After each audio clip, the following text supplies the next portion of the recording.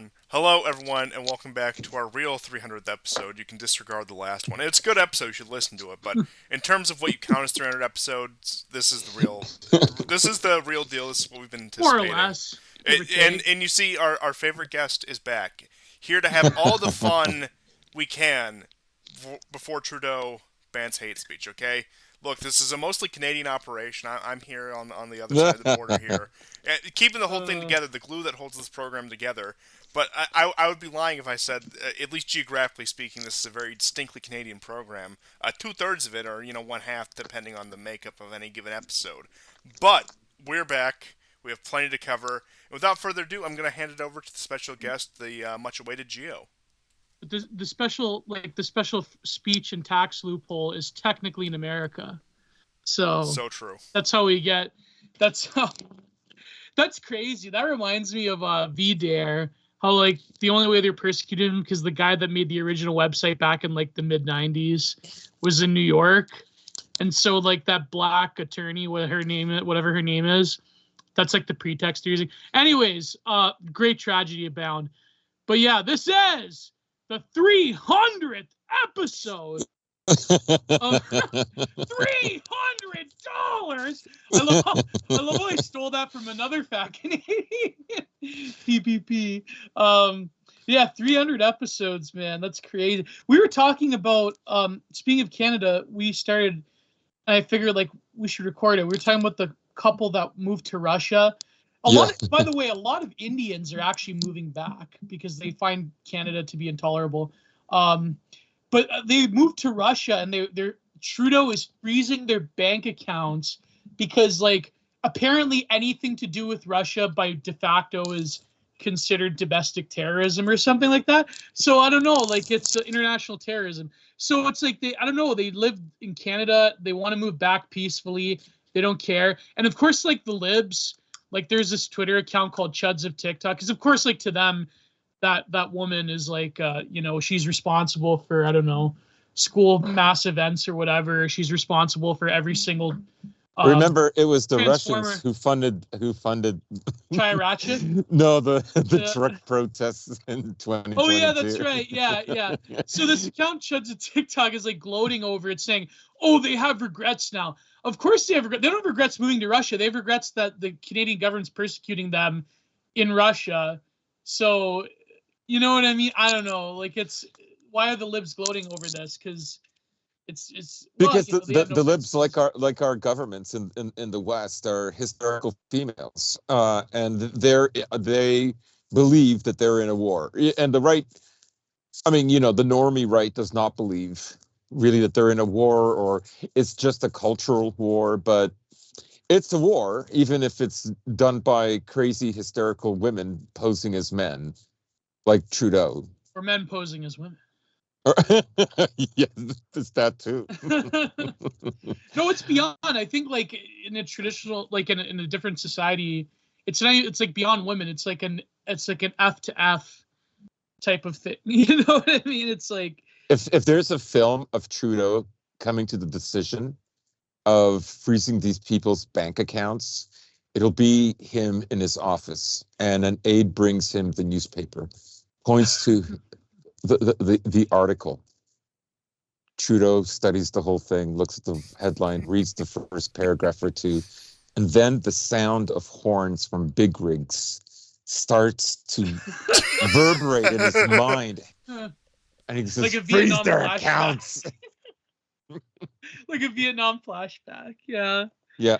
I think it's because the post-millennial and Rebel News talked about this couple. That's the only reason he's persecuting them, is because conservatard media has highlighted things are so bad in Canada, these people are moving back to Russia. So yeah.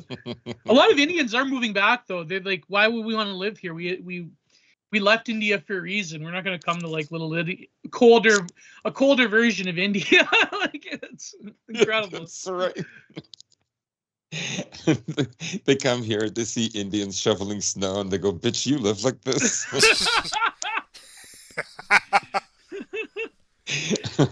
Oh my god. Or something more like, "Bitch, you live like this." Buddy, I love this. Don't make me do my Indian accent this early in the show. It's not good business. They have. Wait, you tell me JD Vance lets Indians into the great state of Ohio? Do you know how? Look, it's not just Ohio. I knew but New it's just Jersey like had a lot of Indians. It's just like a Midwestern thing in general, where they own all the gas stations. In fact, you know what? I'm going to tell a joke my mother once told me when we were driving home. Delirious at 3 a.m. We were just trying to do one of those, long drives, just power all the way through it. We're in Pennsylvania, in the middle of like rural Pennsylvania. We're at a gas station. Sheetz, I love rural Pennsylvania. Sheetz, so I'm sure. I love Sheetz. we all love Sheetz. So my mother tells me, she looks over to me and says, "Hey, real name. Why do they call it Sheetz?" And I was like, "I don't know, Mom. Why?" And mind you, it's 3 a.m. We're pumping gas. It's the summer, so it's it's not like we're freezing or anything. And she says to me, because all the cashiers there have sheets wrapped around their heads. Oh, that's brutal. Oh, that's such a boomer joke. Oh. You see, they hire people of color. Yeah, there you go. Sheets is great. I know it's terrible for you, but like it is kind of convenient. We're not when like when you go to see someone, you have a long drive. It is kind of nice. Just so long as you aren't shilling for Wawa on this program, I don't care what you say. Is Wawa like the other side of Pennsylvania? Yeah, that's Philadelphia. That's Eastern Pennsylvania. We don't discuss Wawa on this program. I remember the only this is how I heard of Wawa, because when I was a kid, I downloaded this CZW deathmatch, and it was I think they brought Jun Kasai from Japan. Jun Kasai is like a deathmatch legend, and they had this one manager. He was on mic that night. His name was Max Mack. And he goes, "They're gonna send Jun Kasai back in a Wawa bag. You know, you get 5 pornos for $3 in a Wawa bag."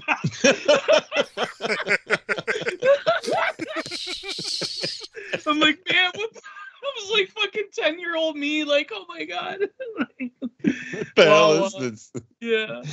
Yeah, don't you love those moments when you're young and you think like, wow, the adult world is actually insane.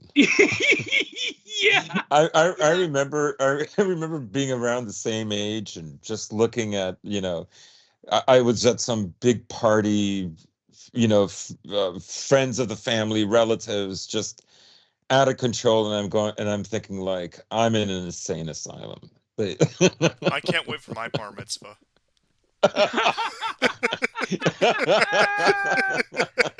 Wow. It's gonna be like Bernie and Duddy Kravitz, Bernie's son who like smoked weed before he had to chant the Torah. Yeah. Or he had to read. That's Canadian Kino right there, Duddy Kravitz. Yeah. I remember a listener got really mad at me one time because I mentioned, and I didn't know this, that this originated from he's slipping my mind now. Who wrote Duddy Kravitz? He was the most infamous based one of Yeah. in Montreal. What's his name? I'm totally blanking. But he got really mad because apparently I talked about how they would take prosties from Paris because there wasn't any women in Quebec at the time.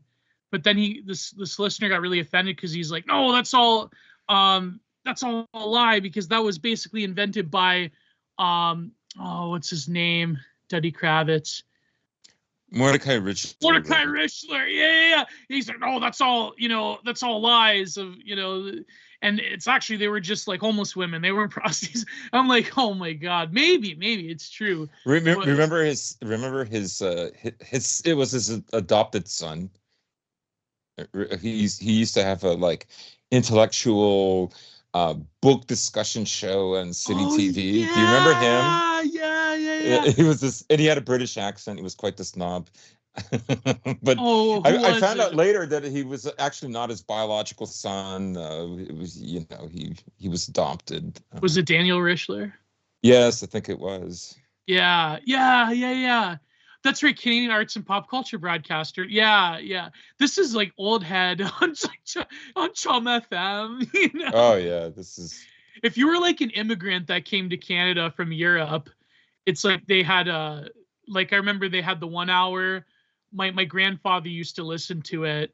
I was like the Italian hour, the Polish Yes. hour. Yeah, I remember that. And I'd like go to he always had the radio on in the backyard, and he would be in the garden or in the greenhouse too. And it'd be like, why are you listening to like Russian and Polish? Like, he kept it on all day. Yeah, my parents the same thing. My this was before our youngest brother was born. So it was me and my brother that's only a year younger than I am, and my father, of course, if it was Macedonian, Serbian, or Croatian, the radio would be on, and of course the love songs, the songs about how much I miss my mom and all. My brother and I used to like lip sync to it, like as a joke. My father would get upset.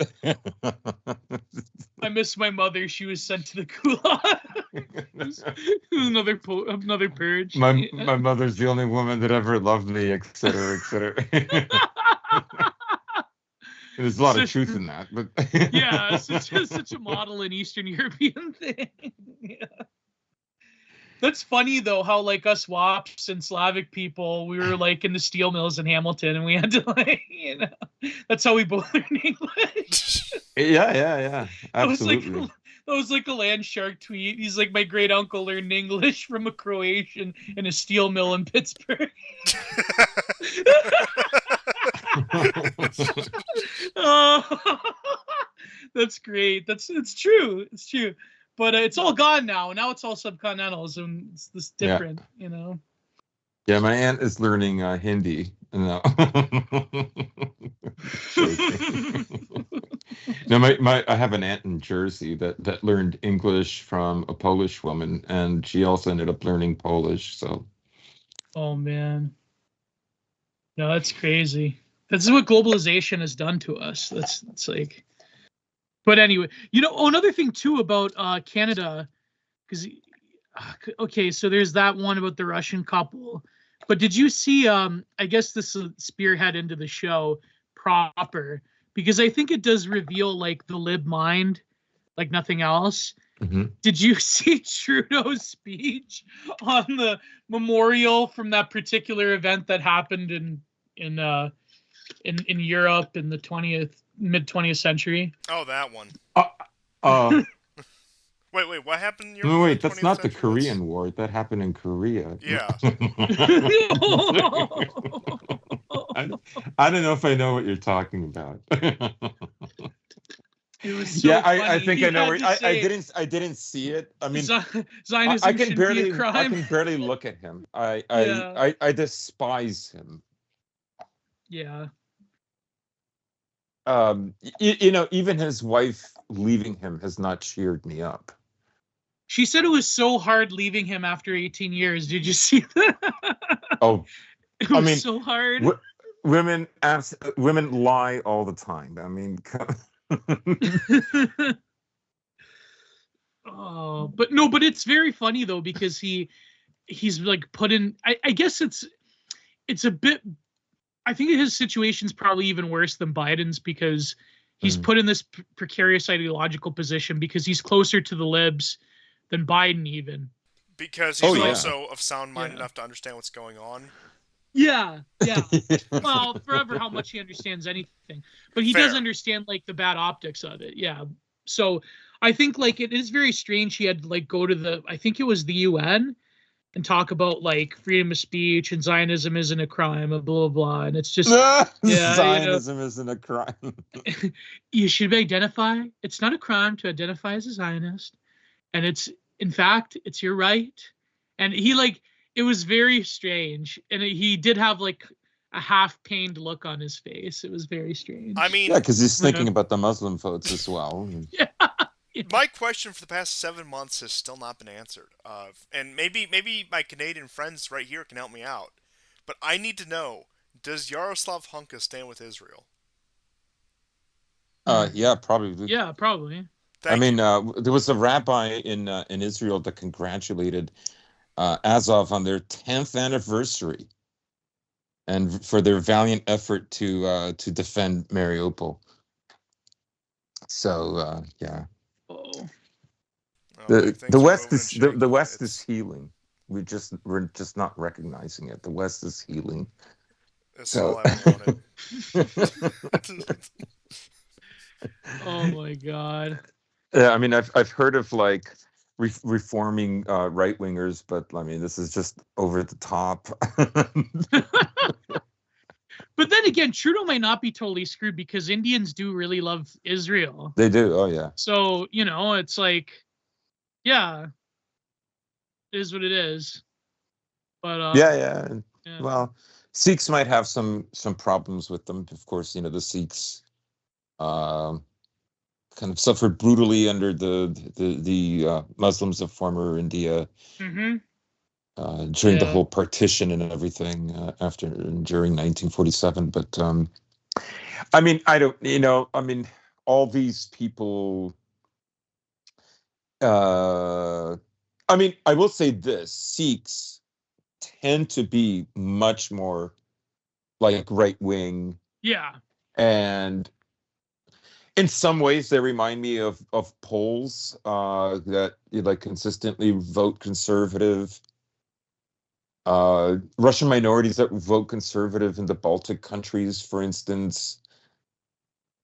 Maybe it's a strange mix of things. Maybe like the liberalism really does negatively impact them and their psyches, and Yeah. that's one reason. But another is, I think, for the Sikhs, they believe in this stuff. I think they believe in, I call them mythologies about, the West, the British Empire, Capitalism. Yeah. capitalism, democracy. On some level, they really do believe that. But of course, at the same time, they would like to wield Canada against India and further their interests, in India as well. However, they've always had good standing, in the British Empire and in Canada. Yeah. They've always fought well. They've always been highly regarded. Like, you can't take that away from them. Yeah, exactly. Yeah. And plus, like, Indians also have more of a fraught, like Hindus have more of a fraught relationship with the British as opposed to Sikhs. So, Yeah. yeah. But Sikhs in Britain as well, from what I understand, are also very close to the. I mean, they vote Tory quite often, and I think more often than not they vote Tory, and generally are supportive of British history and so on. Yeah. But do you think like Russians that vote for conservative parties or more like right-wing parties in other Balkan states or even the Baltics, like, is it because they realize that um voting for libs is more basically voting like pro NATO, pro lib, like global lib empire? So I should Yeah. I should have placed a caveat there. This is what I understand, like years before the SMO. So Yeah. I'm talking like, let's say between 2012, 2015, 16.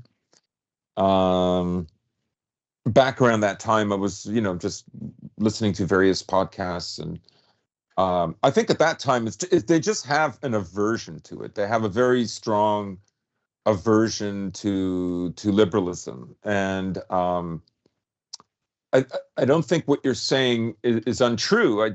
Or is not a factor. It probably does play some role. They probably understand that, but these people aren't moving back to Russia, and Right. but I just think um, that they're just generally more conservative as a people, right? Yeah. Yeah. Now, of course, what Well, are no, they they're doing getting now? like waves of like, in these countries, like the Russian minorities are, well, they're Yeah, like I mean, they're scapegoats almost, yeah. I mean, the funny thing in Serbia is, which has Ukrainians and liberal Russians, like they vote liberal, and the Serbs like they vote conservative for the most part. Oh my I mean, God. yes, Belgrade is an exception, but like it's Yeah. I always found the Serbian one funny because then you have the Ukrainians there who are more sympathetic to Russia as well, and then you have the liberal distance from Russia in Serbia, where it's just this polar shift Yeah. between the two. Although there was a very interesting article that came out last week about Russians that started moving back, those particularly who avoided the draft and have actually helped increase the numbers, which I thought was crazy. I can't remember whether it was Business Insider or Bloomberg. It was an American Western media outlet, publication, what have you. And yeah, that was quite interesting. So some of that is reversing, kind of I like mean, I can what's only happening on the speak front lines. anecdotally from Russians I've spoken to about the issue, but I have spoken to a few who have said that liberals they know who aren't completely anti-regime, who aren't like color revolutionary types, just people who have more liberal leanings, have become more pro-Putin, pro-SMO as a result of just the irrationality and unreasonable position of the West. The fact that the West is viewing this in such black and white terms that we're going to support Yeah, Ukraine to the end, where a lot of people who maybe would have been, let's just say, agents of subversion in a different time, not necessarily saying that these particular people are, have found themselves where they may not be satisfied with the domestic situation or whatever issue might bug them, but fundamentally they still have more of a sense of national identity than, say, certainly exists in the West at this point. I think the reason this has happened, like in my experience, when I went to Russia, getting to know people, speaking with them, and so on, like I would always admonish them when I thought they had some very naive ideas about the West and the way the West saw them. So a lot of them thought they could thread the needle in the hopes that their country could take a certain path after the 90s. That is, they all understand that the Yeltsin years were a disaster, but maybe perhaps what Putin was offering was not what they wanted. And they thought they could find something in the middle. Like, yeah, more liberal, but not as far liberal as the West. And the West won't be hostile to us. And we'll work with them. I mean, in many ways, what I'm Like what describing Orban is really wanted for what a little Putin would. time. What's that? Well, like what Orban wanted for a little bit. Right. Until he was And in forced, many his hand was ways, forced by the West. Yeah. yes. And in many ways, this patient approach, this diplomatic approach, even maybe you could describe it as mealy mouth, um, is essentially what Putin was trying to do before, let's say, 2014, and even a couple of years thereafter.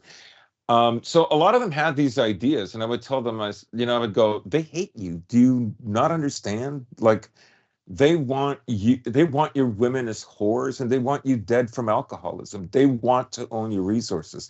That's what the West is. Are you insane? You're just a dumb Slav to them, pretty much. You're Yeah, inferior. Yeah. I would tell them that. I go, do you know what they teach my nephews in school? Do you have any idea? Like LGBTQ education. I go, do you know how they talk to them for being from, European heritage? Like, I don't, I said, I think you know the West. You don't. And they would just, their mouths would just drop. Uh, I remember in 2018, and I think this was my second or third visit to Moscow, and I was sitting around with a bunch of people, and I found, like, I don't know who it was, but this gigantic white woman in a sparkly dress, tattoos everywhere. And I showed them a pic, like a photo of the magazine, the front cover, and they thought that was Photoshop. That's not real. I go, this is a real cover. Like I said, like I say, you have hopes and dreams. You look at the West. Hey, maybe we could have like a better economic life, but we don't have to be exactly like the West. Why can't we cooperate? Like, it's all this kind of, like, I mean, it's just everyday people that don't understand geopolitics. Yeah. Like, that's what it basically boils down to. And so, yeah, I mean, like I said earlier, I would always admonish them if they had like any kind of ridiculous notions. And I think, my last visit in 2019, they understood what I was talking about by that point. Yeah. Because now What's it had become obvious. well, there's two things. One's really funny is I remember reading I think it may have been in American Mind. I think it was American Mind. It was about Saddam and that one line, I forget the writer. I think he follows me on Twitter. He wrote, ever so sure of the international rules-based order, Saddam Hussein asked his advisors. He goes, "Are you running secret weapons programs?" And they looked at each other like, "Is he testing us right now?" So even Saddam believed the propaganda for a brief second that maybe I do have secret weapons of mass destruction. Oh my God. In other words, like there's an unyielding faith and loyalty Yes. to the ideals of the West and a lot of different peoples throughout the world, especially in the nether regions of Europe. That isn't like Britain, France, Germany, even parts of Britain, France, Germany, and Italy and Spain, and like Western Europe or Northern Europe. There's an unyielding faith in those ideas, and so when the weapons inspectors, which I believe from like 1990, sorry, from 2001 to the actual invasion in 2003, I think there was like 500 different weapons inspections that went on in Iraq. And so he actually he's like, well, no way these people could lie, because that's their whole like liberal enlightenment democracy. Like it's like maybe I do have weapons of mass destruction. Maybe I'm crazy.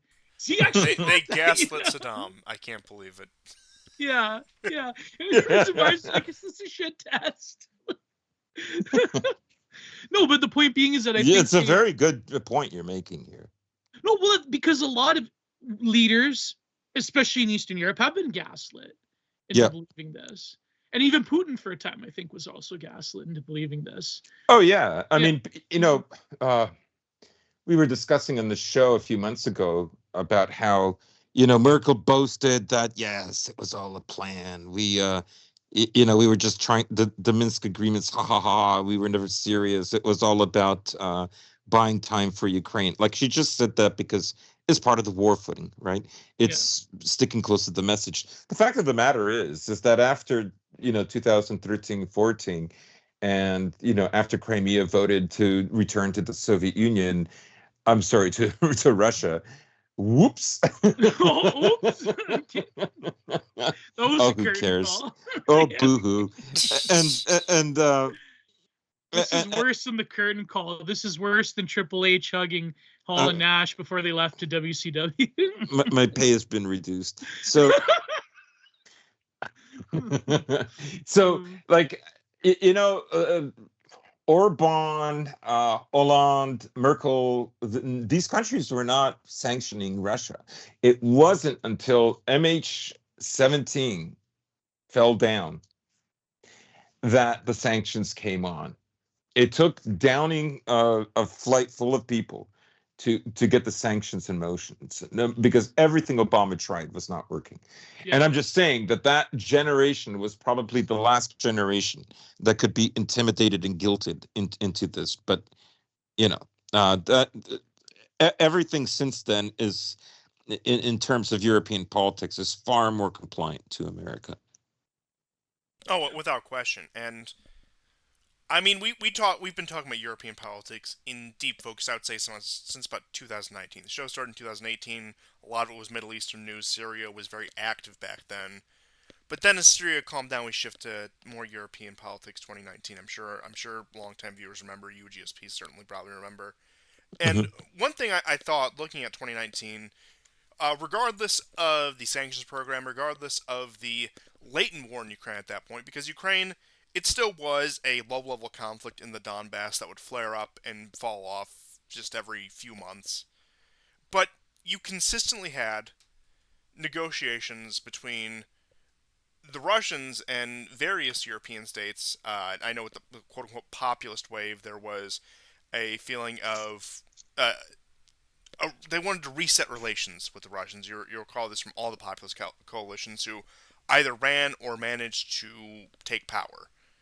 And that continued on. Even in 2020, the Russians did buy some capital in Europe with the aid packages because the whole COVID nonsense that everyone's forgotten about. But it seemed like as soon as 2021 rolled around, certainly no coincidence that when Biden assumed office, you had that color revolution with Navalny returning to Russia around January, February of 2021.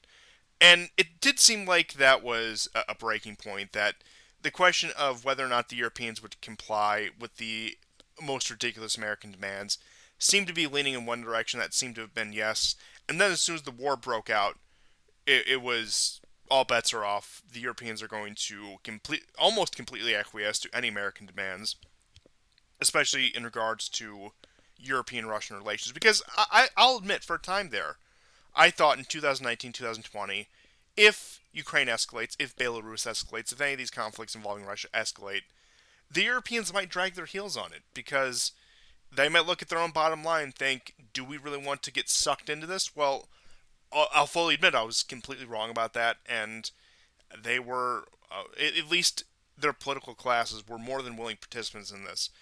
Because a detail I had missed or wasn't quite evident in 2019, 2020, that is, certainly after 2022, is just how deep the connections go. Because I have no doubt that anyone could overlook the massive amount of cultural, economic, and political influence America has over the European continent.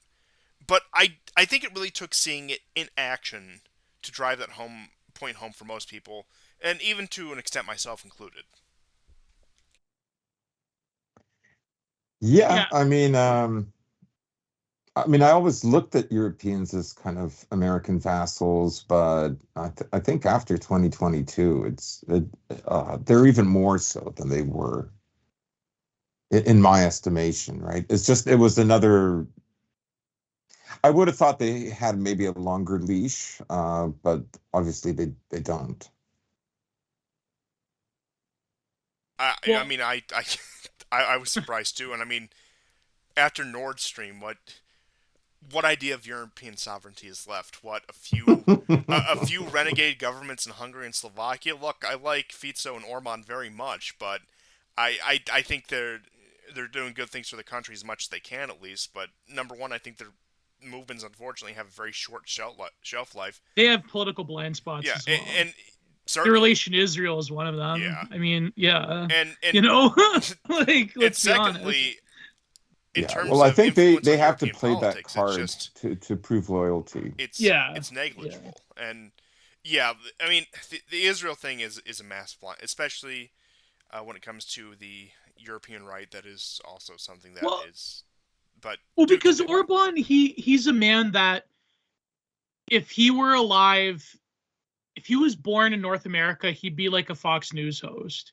Like, that's the way he talks about things, the way he models himself for a conservative audience. He would be on Judge Napolitano. Yeah. And the Looney left, they're stripping away our constitutional freedoms. Yes, Mr. Napolitano, they're stripping us of our constitutional freedoms. Like, it's, I mean, he's just one of those types that didn't emigrate in the 80s. That's really all it comes down to.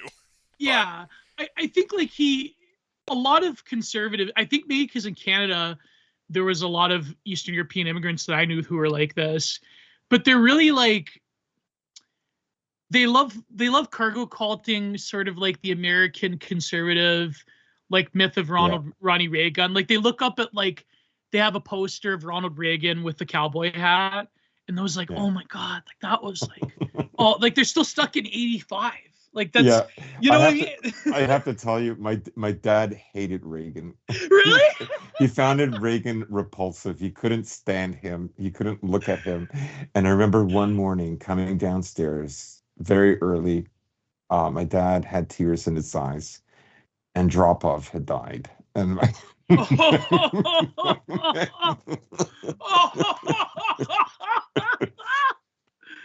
oh my God.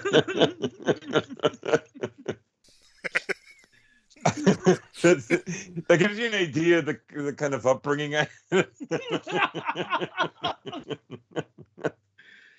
Meanwhile, I was writing. Actually, I was young. I was a teenager, but what did I know? I was writing letters, comforting dissident priests in the Soviet Union who were in prison through Amnesty International. Oh, So it was like, so my dad and I had heated debates.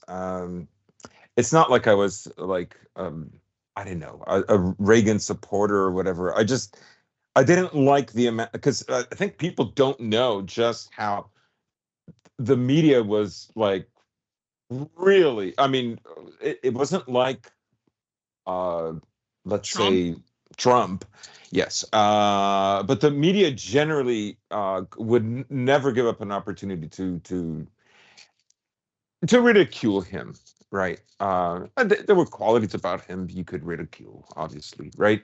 He was old Um, at that time, and yeah. yeah, but I mean, how can I put it? Of course, I always had a soft spot for former Yugoslavia, Russia, Eastern Europe. Naturally, it's where I'm from, but that gives you an idea. Dad crying because Andropov died. I didn't see him. I didn't see what happened when he heard Brezhnev died, but like in retrospect, I think like, yeah, it's kind of based. Because he thought like he just wasn't. My father never fell for like the American propaganda. He never fell for it. a lot of Eastern Europeans are like, Ronald Reagan gave us our freedom. Like that was, what I Yeah. mean? Yeah, yeah. I mean, you could make at least a partial case for, but of course the Cold War is like more complicated than just the sort of media image of Pope John Paul and Ronald Reagan teaming up to defeat the Soviet Union. The Soviet Union was just fine defeating itself at that time. Well, I was about to say that the vital part of that equation was Gorbachev making every concession under the sun. Yeah. So it's not. I mean, there is like even my old man buys into that mythos because, of course, he was a young man at that time, and he was in his he was late teens and 20s, and it was different. And I think like there was a genuine youth conservative thing going on that was only really revived under Trump. If only we had Reagan today and the hostages would be free. Yeah, exactly. Exactly. Yeah. Who's the leader of what's his name? The leader of not the leader of Hamas, but leader of the Palestinian. Oh yes, Netanyahu, free these hostages. That's right. Yeah. But the leader of the Palestinian wall. Authority, that's a boss currently. Yeah. Mohammed Abbas, free these grandmothers. And free these children. You could take them out of the incubators now. Free Bubby and Zadie.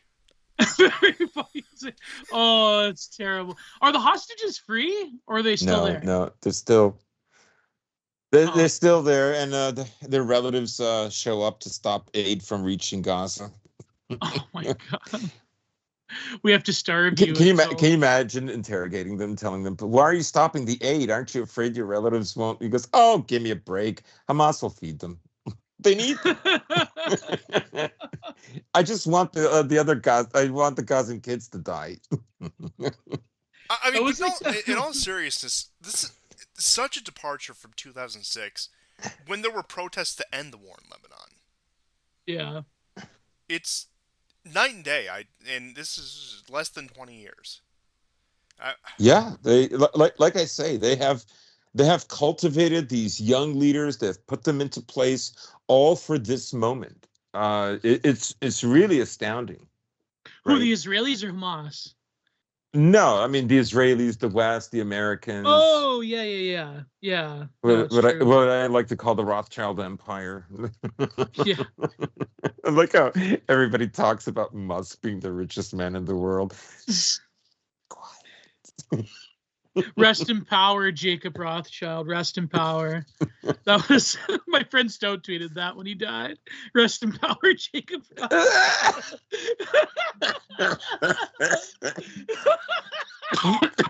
Oh, that's hilarious. Yeah.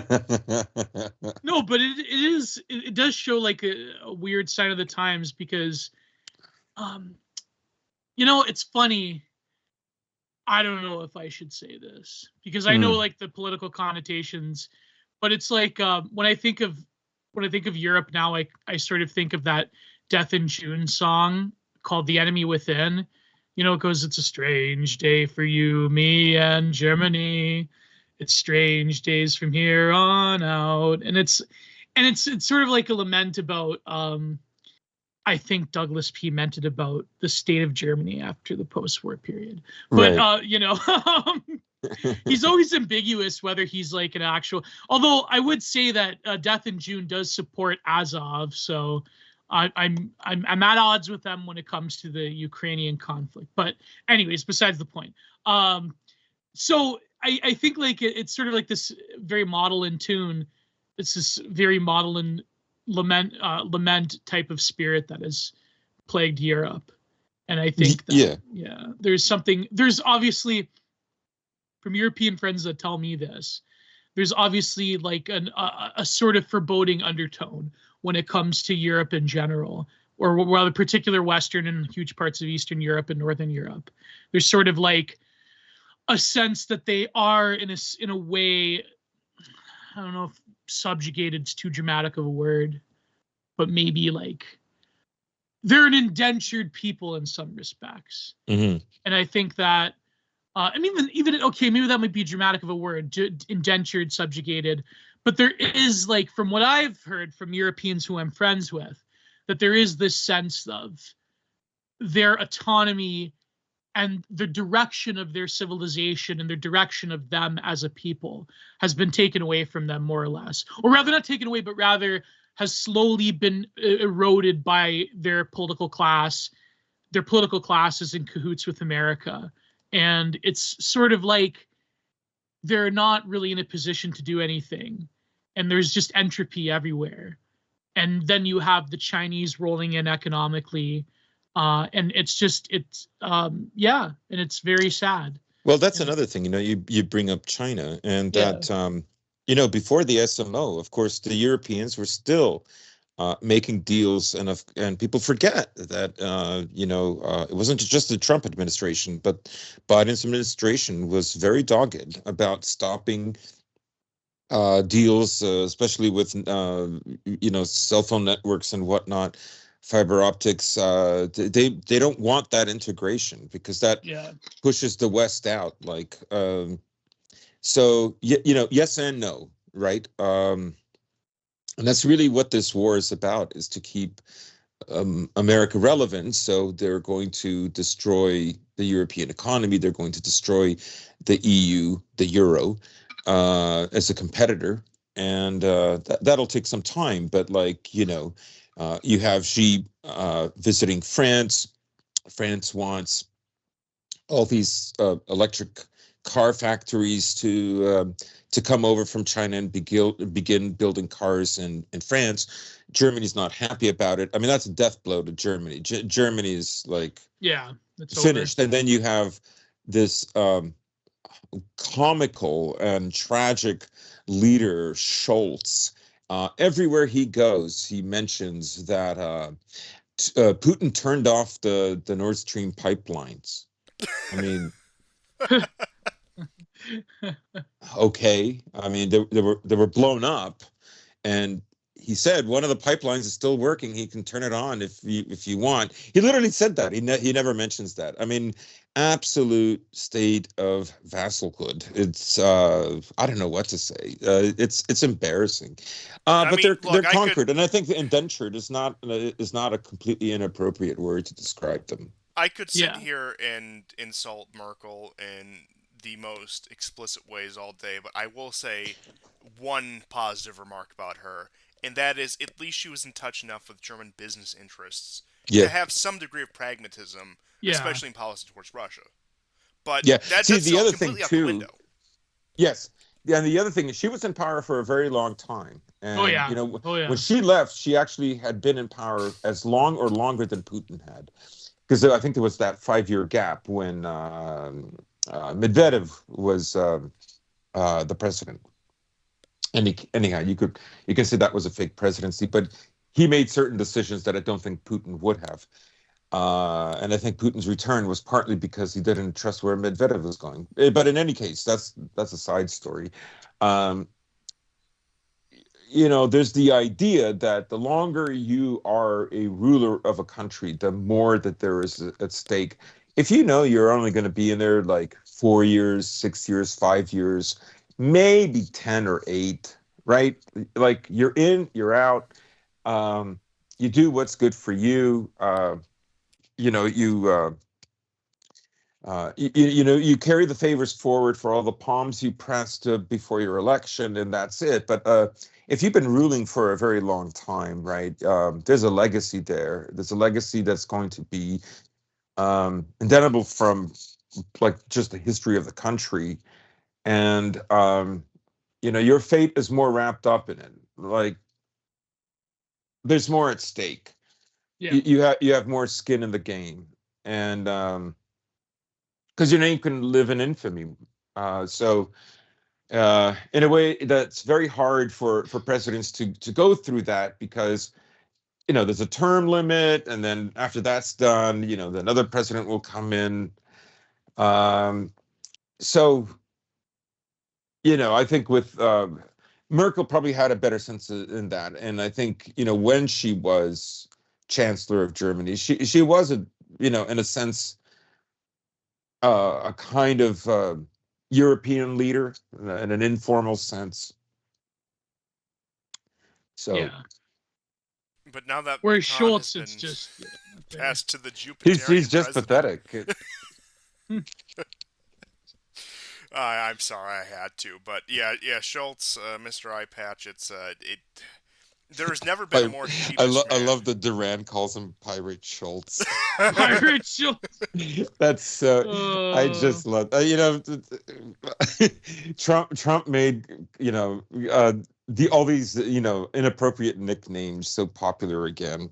Pirate Schultz, Professor Biden. Remember, he has an honorary degree, Professor Biden.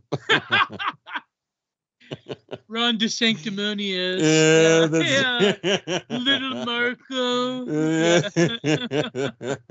I'm going to a bodega. I want to talk about the Israel thing, but yeah. Or we're going to talk about anything tonight. Yeah. Oh, I think we're going to do minutia because you mentioned Azov before. Apparently, is it true that the Russians broke through certain lines with Azov, or is it? Or they don't call themselves Azov anymore. They call themselves the third. Oh, the third brigade. They're embedded in the regular forces, but it's still called it was a battalion first. Mm-hmm. So now it's a brigade, which could be anywhere from 2,000, 3,000, 4,000 troops. I mean, the very interesting thing that has happened, like with some of these forces. Okay, so there were 3 forces, 2 ideological, 1 like all NATO trained, and that is the 67th Brigade, which is the right sector brigade. Remember Pravi sector, the red and black flag? Okay, so way back when the Russians captured Bogdanivka and Ivanovskaya, and they got a foothold in the 1 or 2 streets in the eastern micro district of Chasov Yar. They were pushed out. They've since returned to that area with just barely a hold in that area, right? So the 67th Brigade, the Pravi Sector Brigade, was there, and they felt like this was too much for whatever reason. They weren't getting enough relief. They didn't have enough ammunition, whatever. There was, and they left. Yeah. Now they were reprimanded, so they were broken up, and their members were spread through all the other brigades and other divisions within the Ukrainian army. The other thing to understand is the way the Ukrainians fight an active defense, right? So what they'll have is they'll have more of the poorly trained guys in the trenches. And they'll have the younger, more fit guys that are better trained with NATO equipment. In this case, I'm describing not just Azov, but I'm also describing the 47th Mechanized Brigade, right? Yeah. That's the one that got They're decimated, trained in more than Germany or decimated. Poland, I forget. Yeah. Yes, and they're the ones who, according to their own leader, lost 30% of its force in last year's spring offensive in Robotino. So the way active defense works, the Russians go into an area, they conquer it, and then at that moment, the 47th, Azov, the 67th, then there's other units. It's not just them, but those are the ones that you hear about the most. They rush in, and they're very well trained. They have the latest equipment. Maybe not that much ammunition. Maybe they do. I don't know. But like, whatever, they always have enough for a counterattack, and then that's when they come in and counterattack. And sometimes they're able to push the Russians out, and sometimes they're not. And so something like this also happened with the 47th Brigade in Ochertina. So Ochertina, or in Ukrainian Ochertine, is a town just north of Deivka along the railroad tracks. Mm-hmm. For weeks and weeks, both the 47th and the Azov Brigade were able to hold the Russians at Berdichi. But what the Russians did is they decided to just ignore Berdichi. This is also the area where the Ukrainians lost so far now seven, some argue 8 Abrams tanks and dozens of Bradleys and other infantry fighting vehicles. So that area has ballooned, and tens of square kilometers have been captured. Kermak, Arkhangelsk, Novobakhmutivka, like all the surrounding. Berdichi was finally conquered. They've started, Berdichi especially, yeah, and they've started ballooning out further and further, right? So the way Ochertine was captured was the 47th was there, right? And the 47th, remember, it's active defense. It's always going here, always going there. The Russians were inching closer and closer. So the Russians managed to get a toehold into the city along the railroad tracks on the southern side, or the western side, if you like, of the railroad tracks. And the 47th left in order for the 115th to come in. The 115th came in. The Russians, as we've discussed, the amount of fab bombs, just the amount of bombing in 2024 that the Russians are capable of is not like 2022 or 2023, not remotely. And so the 115th basically broke rank, very similar to the 110th, which had been defending Avdiivka like for years. So the 115th cracked. And in basically one day, the Russians captured half of it, and then the next day they captured all of it. At this time, the 47th was forced to go back in and try to retake the town, which, of course, it did not work at this point. Because it's incredibly hard to retake a town like that once you bomb them, and once you, yeah. So, and of course, the Russians have committed something like an extra 10,000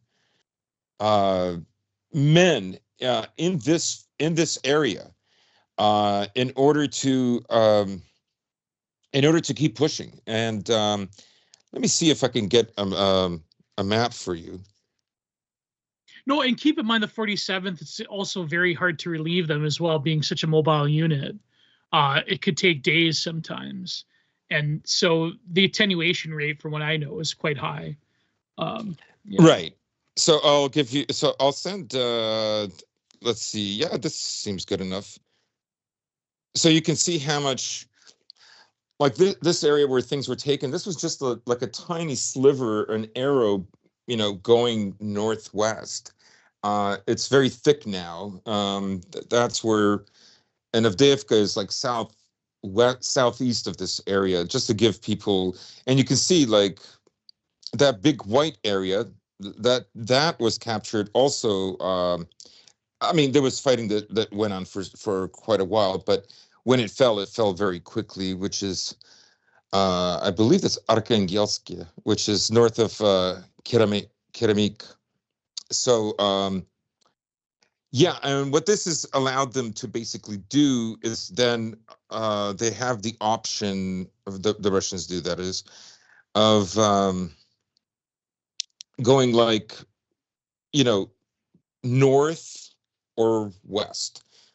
This next map, the circle that's further down, that is Pokrovsk. So Pokrovsk is kind of like a logistical hub. It has many roads that lead in and out of it. So it's very important. However, it's in the lowlands. The circle that you see above, that's Konstantinovka, and that is the city that lies just west of Chasiv Yar, and just east of Chasiv Yar, of course, is Bakhmut.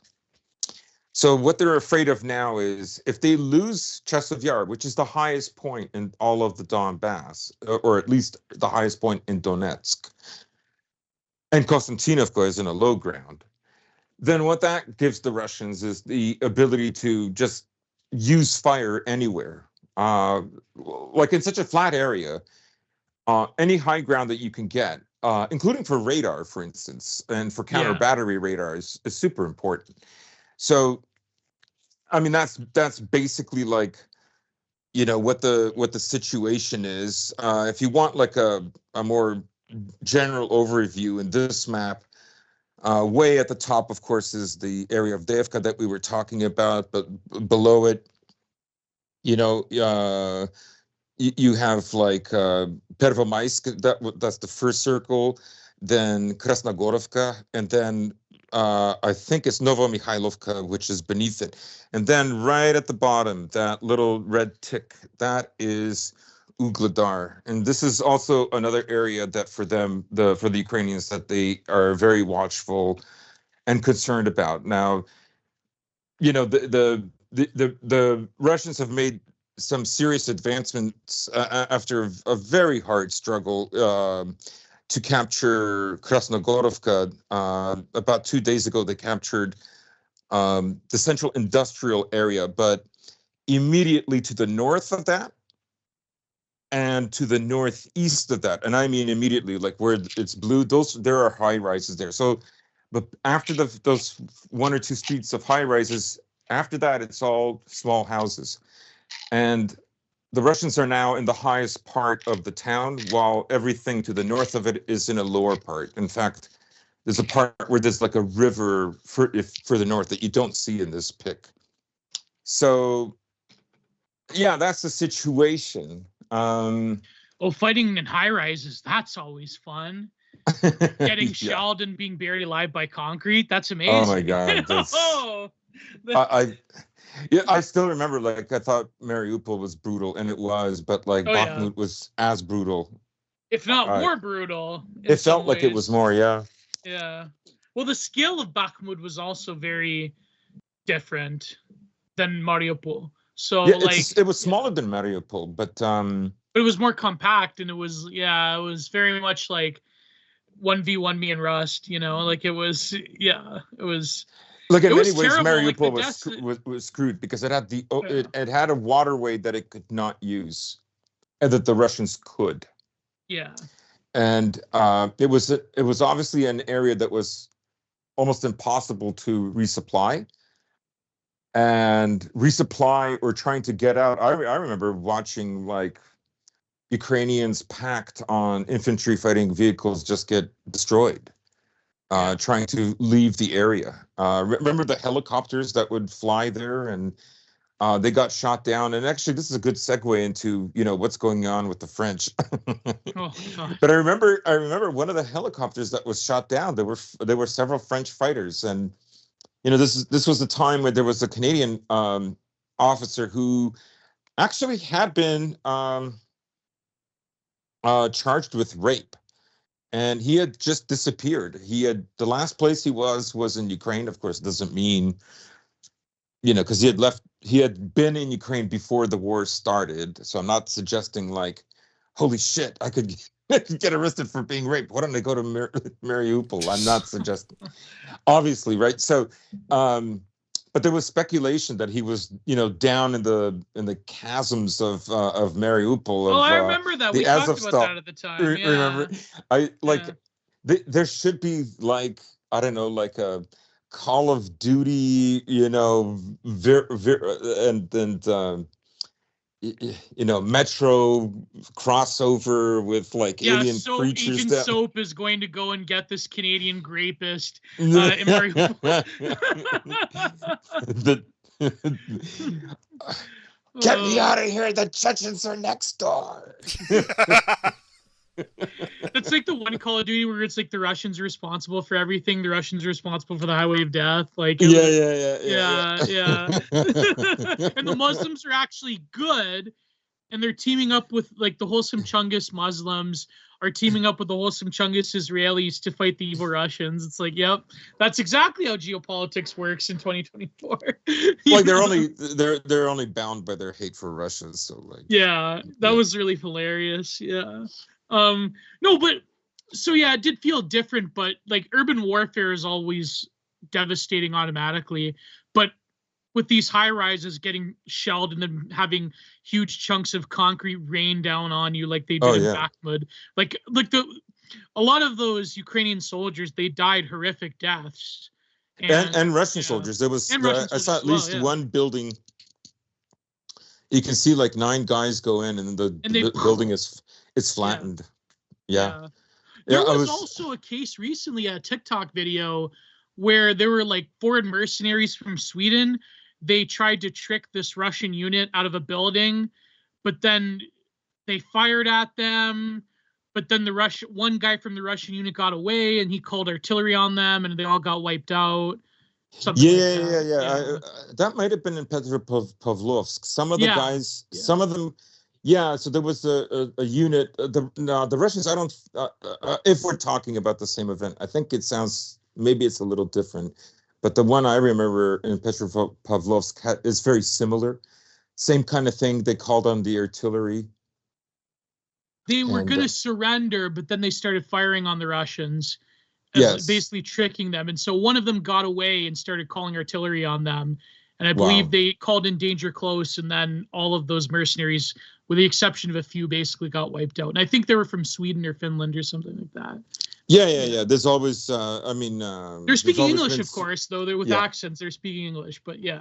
That's what I mean. Like, another thing people often overlook is that, like, whatever you agree on the war, whatever side you're on, but these foreign mercenaries aren't like, wholesome Chungus freedom fighters. A lot of them are very like all foreign mercenaries tend to be, a lot of them are rejects and outcasts, and the British ones, from what I hear in particular, often have sort of like a thing where it's like they can go to Eastern Europe, and they could go to Ukraine, and they could, conduct a lot of abominable acts out of the eyes of their own governments.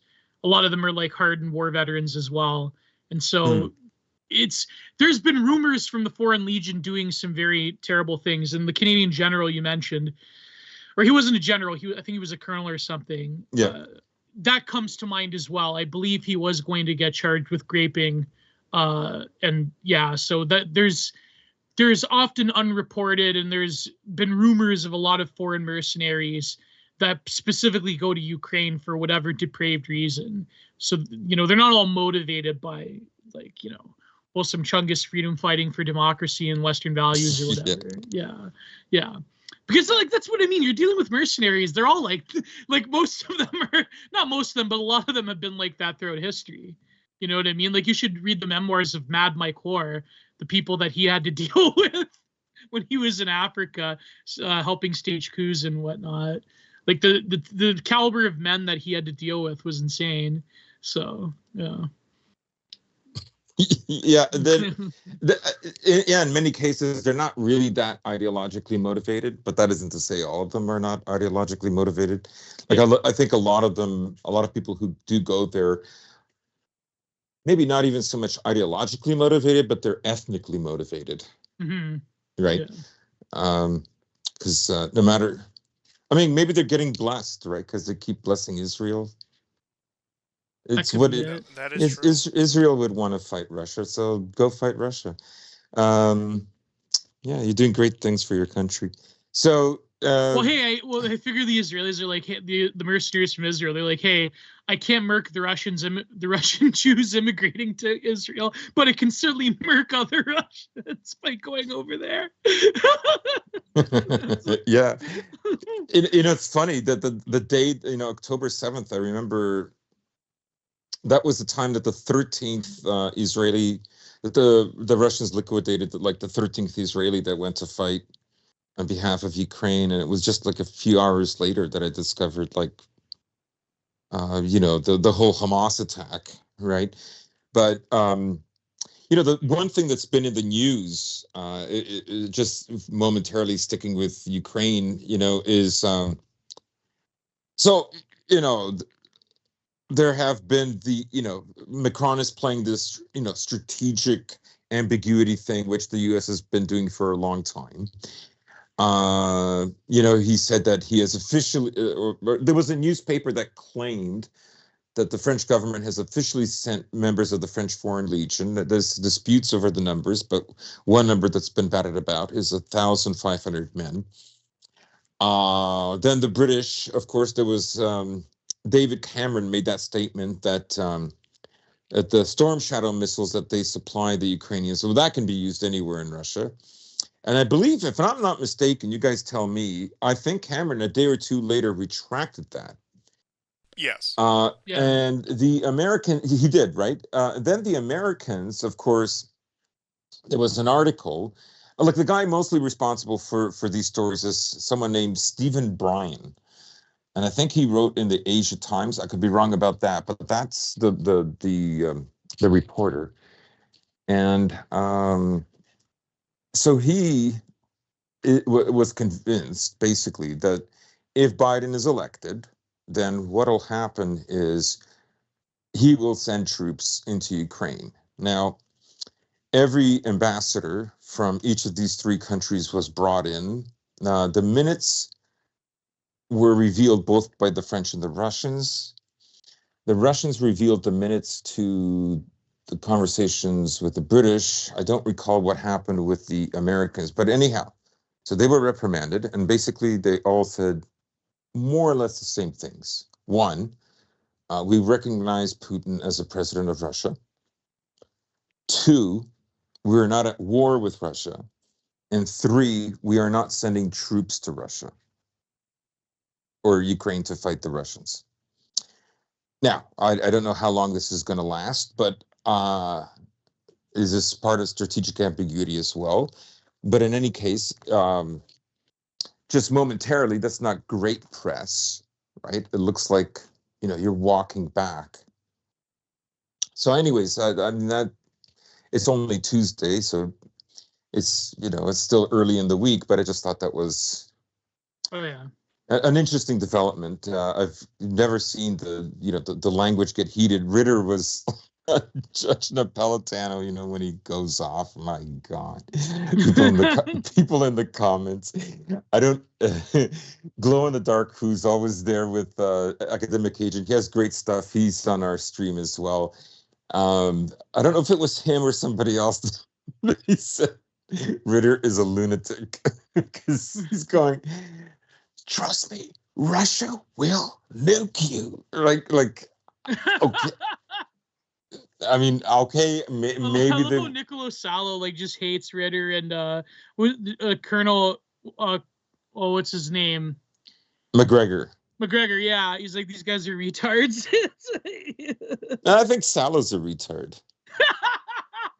I do. I think he's a total retard. That's just old ethnic tensions coming out. Don't mind that. Yeah. Croatians, Macedonia.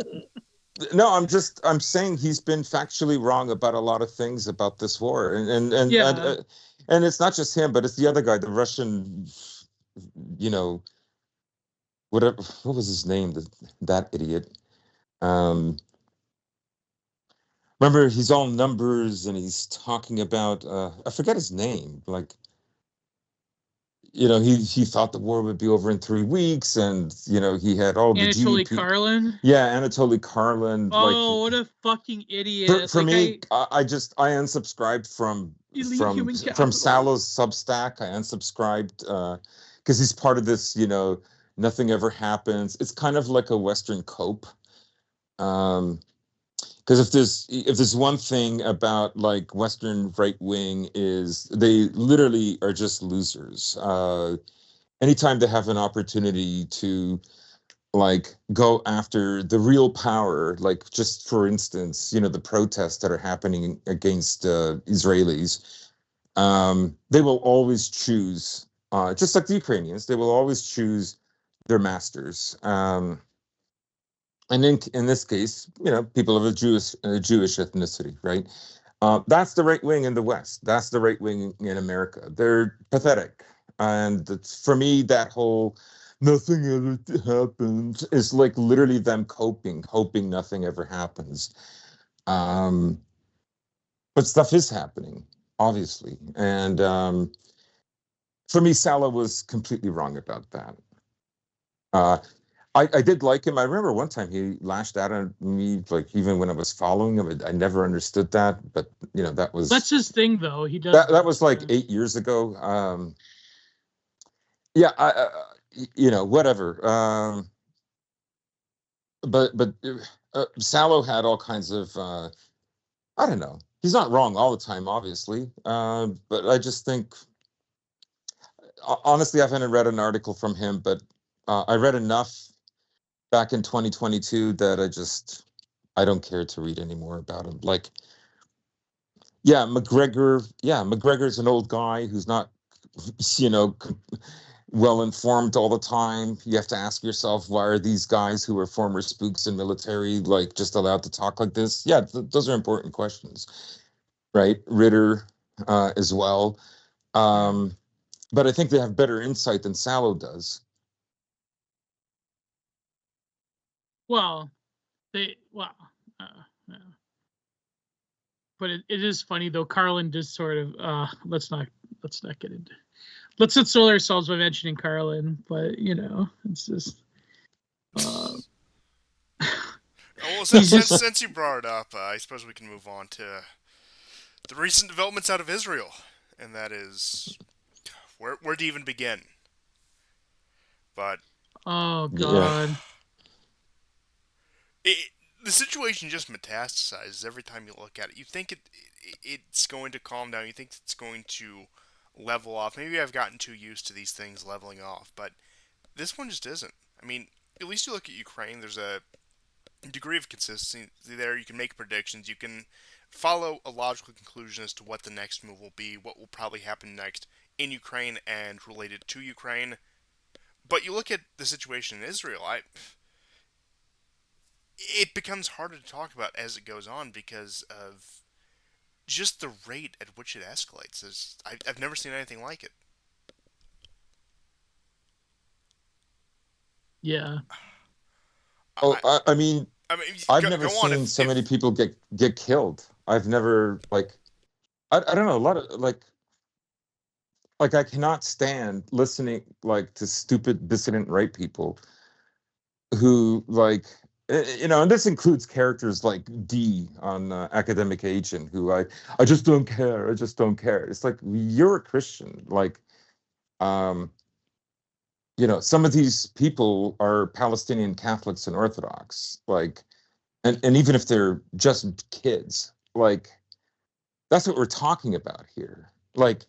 You think, I mean, I know you don't think Israel is part of the West. Jews are not part of the West, as I see it.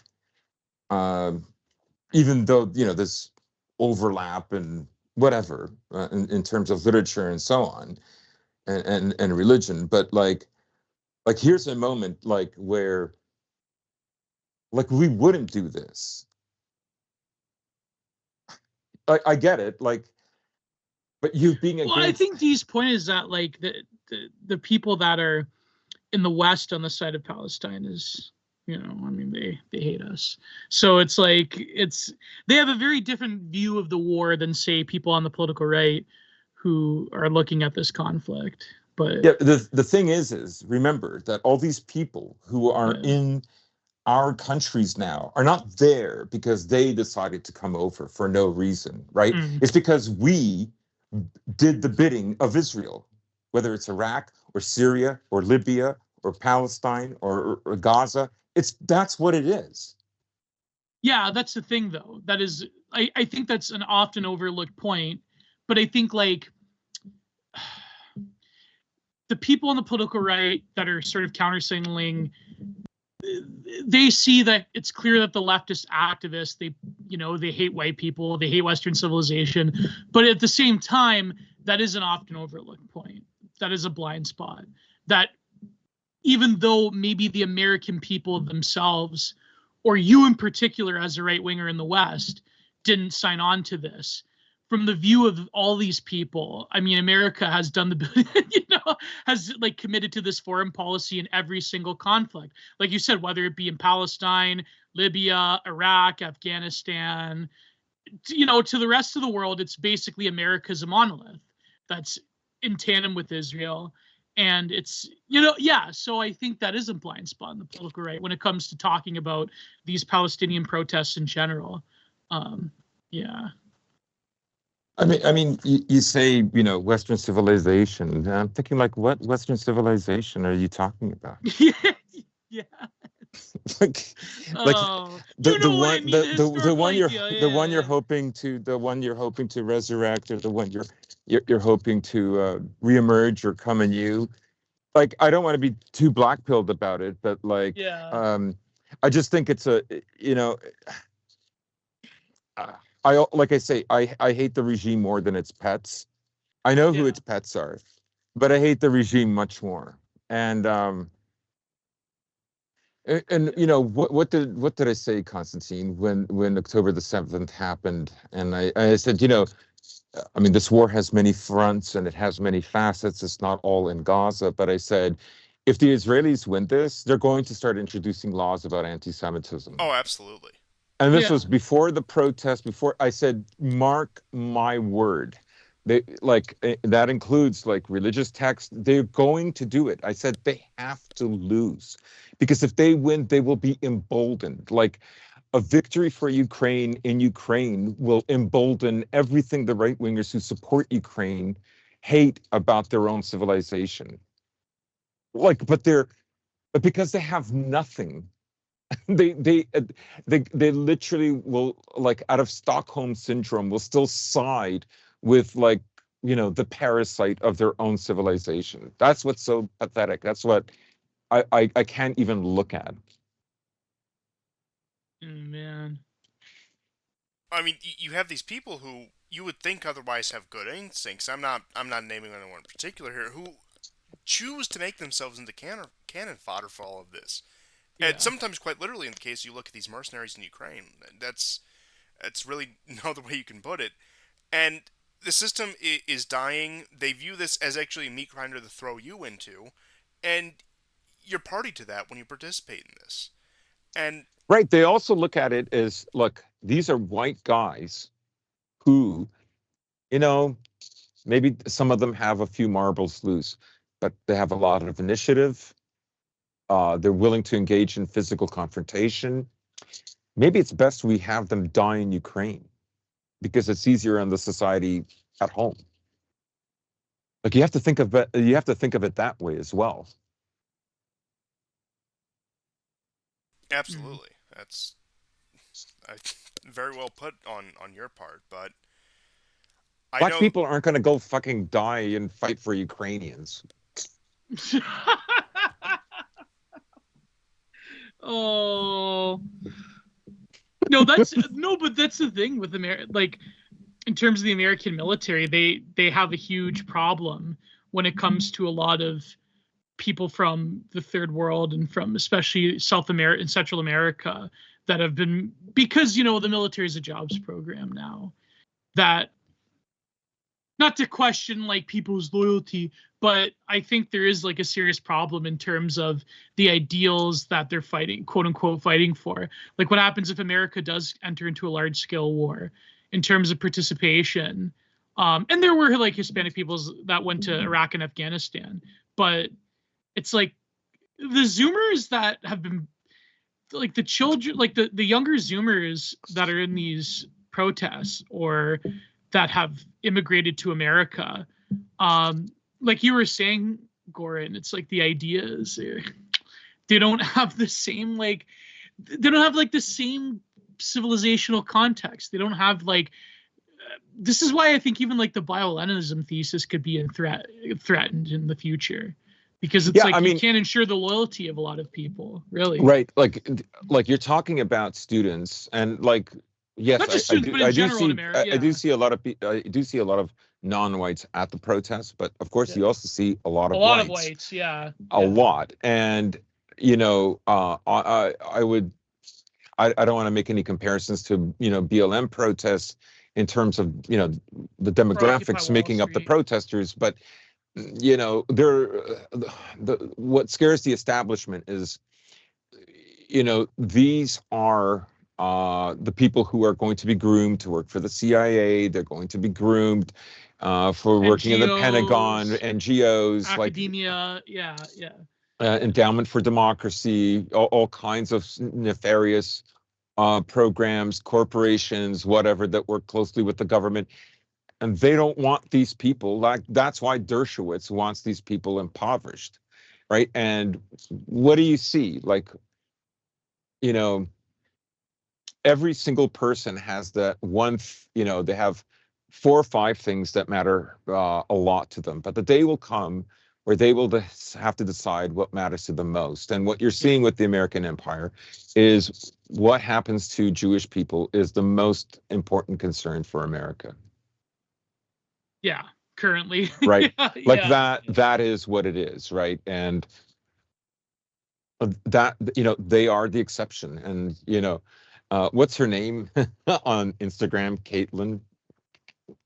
But the woman who always takes screen caps of her Twitter, constantly posting about Taylor Gaza. Lorenz?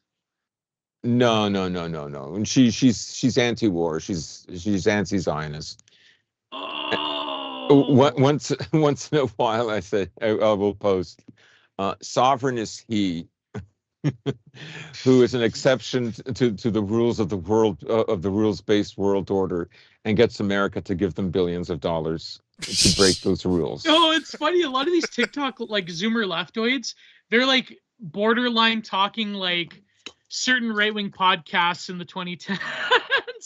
They're using the talking points about how they control American foreign policy. Oh yeah, that's what they're afraid of. And I'm just saying that's a great moment for that we've arrived at, right? And it's good that the left should not be discouraged. The right should not discourage the left to come to those conclusions. And it's a mistake to do so, right? That's why I think the political, the E-right should have just been quiet about the whole thing, to be honest. Because it gets into a lot of ideological contortions. Because one side is, of course, very pro-Palestinian protest, to the point where they're welching on their principles, not to name names.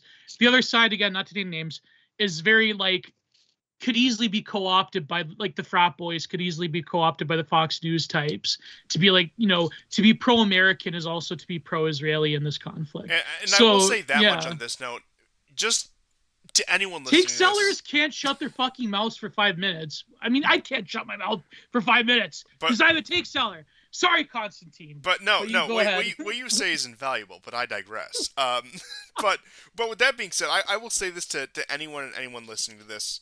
Look, have your takes, whatever you say online is of little consequence unless you're Canadian, in which case, you better figure out what's going on with the Trudeau hate speech bill. Like I said, I'm not even saying that part jokingly. That could get very ugly very quickly.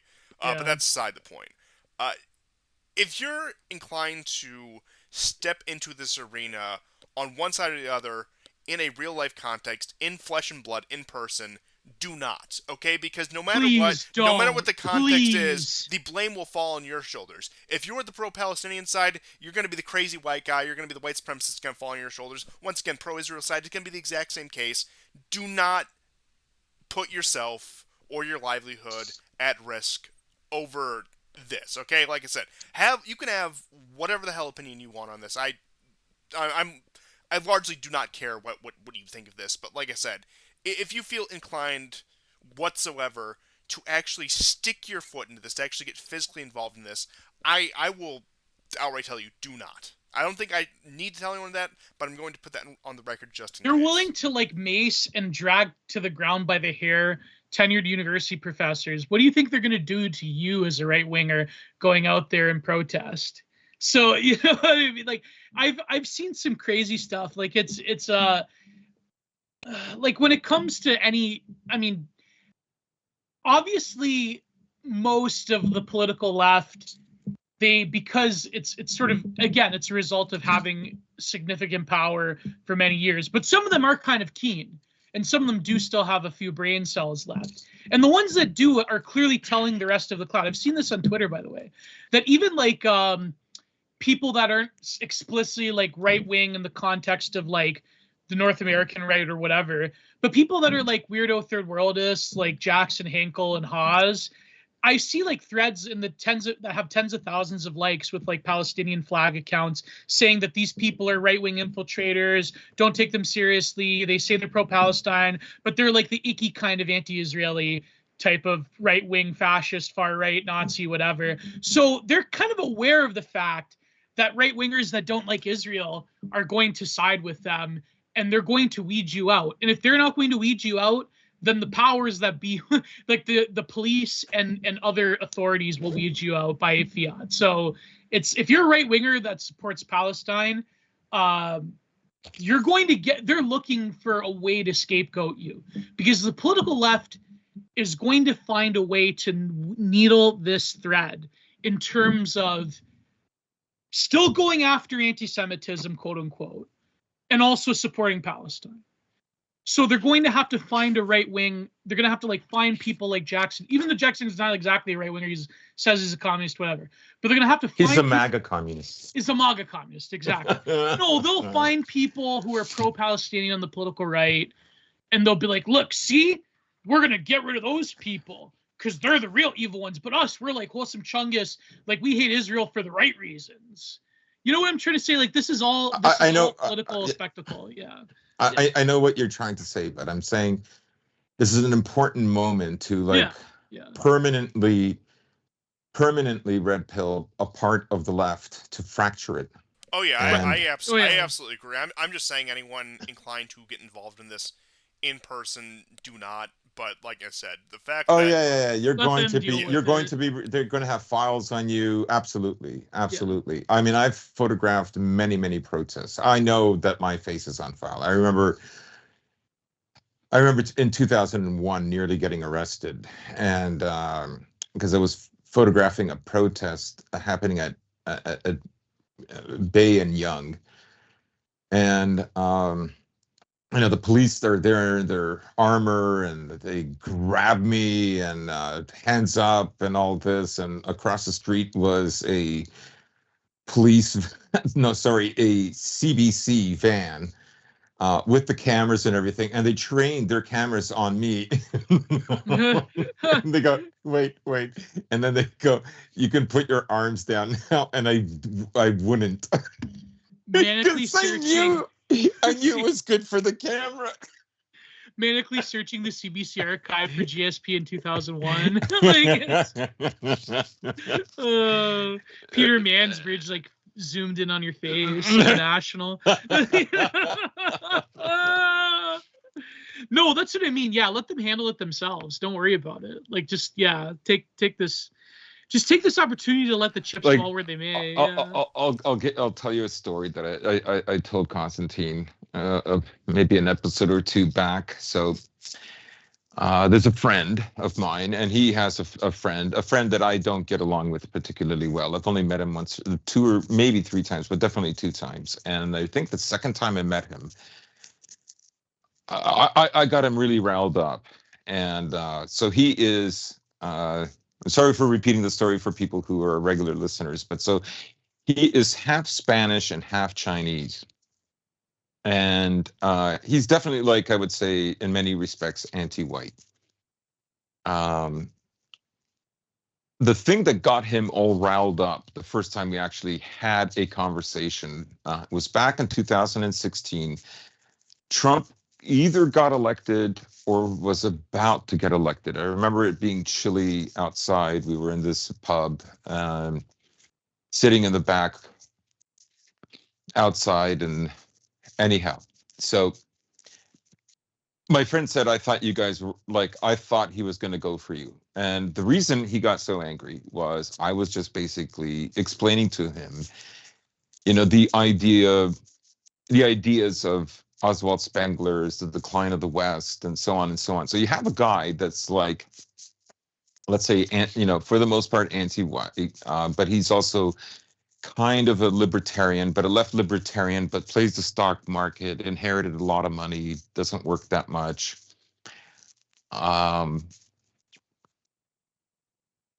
For him to hear that, the West is in a decline, you would think he would like that, but Yeah. But he's just as invested, if not more.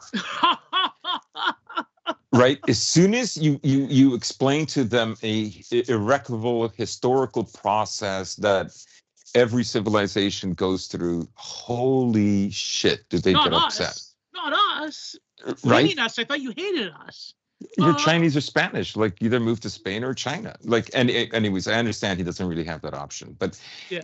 In any case, that is what infuriated him. Like that was, I was anathema to him, right? And so anyways, the war in Gaza starts, right? The bombing, guys, go over here. It's safe there. We're just going to root out Hamas in this neighborhood. And then they blow them up over there. Or like, yeah, go get the food. Then we'll blow you up when you go and try to retrieve food.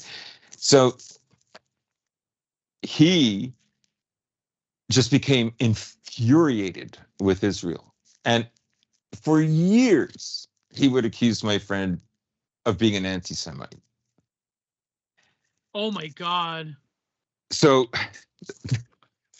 this is about 2 weeks ago.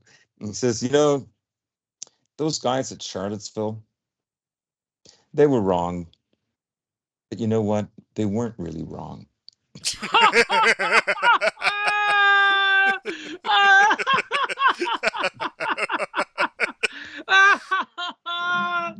Oh my God. This is what I mean. Like this is the obvious strategy, not like, oh, these 3 Orthodox Jewish guys held up the American flag. And of course, they're being interviewed. Well, actually, I was there defending my country. I'm Jewish. I'm like, one guy had like the bands. Yeah. Yeah, like I didn't You go know there. what the conservative media, you know what they're gonna do. Like, you know what I mean? Like, fuck. Yeah. Israel's a 51st state.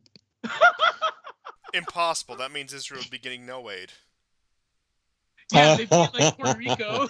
yeah. Well, maybe So we yeah, should I mean, make Puerto Israel a Rico, state. because they'd be like the poorest state if they, yeah.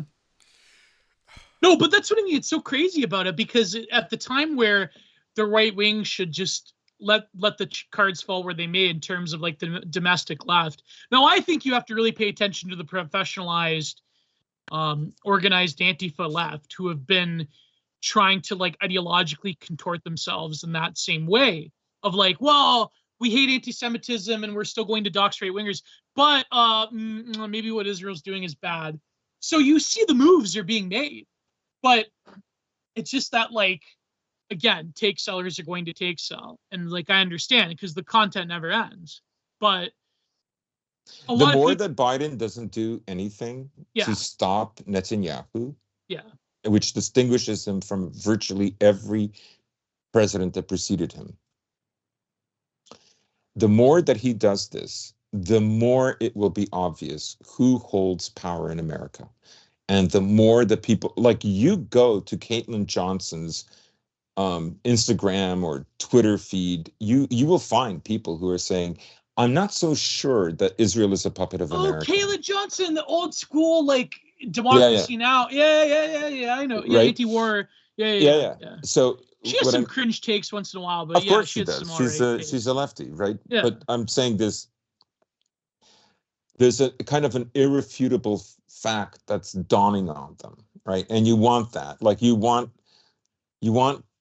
to guide them along the radicalization that is happening to them, that is mostly facilitated by Netanyahu's actions, right?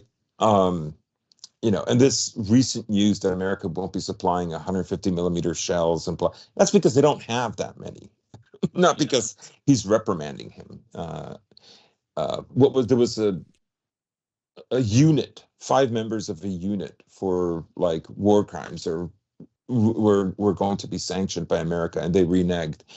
A few months earlier, there were villagers in the West Bank who, these people routinely steal property, sometimes. Anyways. Well, their youth group, what are they called? I forget what they're called. Hilltop something? I don't know what it's called. Hilltop Boys. They target farmers, and they like these are just like farmers trying to do their job, and they like go there and harass them and throw rocks at them. And, yeah. And they live in these settlements. Yeah. And then, ultimately, what these people want is, the destruction of the Al-Aqsa Mosque, and they want to build a temple there, and the whole stupid red heifer, which I didn't get any news. I thought they were going to go through with it. But ultimately, they want that. They balked. In fact, there was actually an arrest of some Orthodox Jews in Israel by the Israeli police for trying to conduct a chicken sacrifice. So I think that deterred them from any further action. So I regret to inform you that anti-Semitism cow was not sacrificed to have his ashes sprinkled to build the temple. That account keeps getting banned on Twitter. Yeah. What is Musk doing? Keeps banning heifer on Twitter. Yeah. Can you imagine like the Orthodox Jews in Jerusalem complaining about the chicken sacrifices being interfered with? If it was a Schwarze policeman in Brooklyn, they never would have done this to us. Yeah, the rabbi in Brooklyn, they call him the rabbi, that one Italian police officer. Oh, we don't do God. that here in America. Yeah. That was hilarious, wasn't it? Yeah, that was. But apparently he actually knows a lot about Judaism because he works that beat in Brooklyn, and he's got to know about. Yeah, they call him the rabbi. He's integral to. There is a portion of Italians that are in America that are deferential to Israel because they equate it with I'm a conservative Italian American type of thing, and my father voted for Ronald Reagan, and it's yeah. They're in New Jersey, yeah. They're like Chris Christie'ites.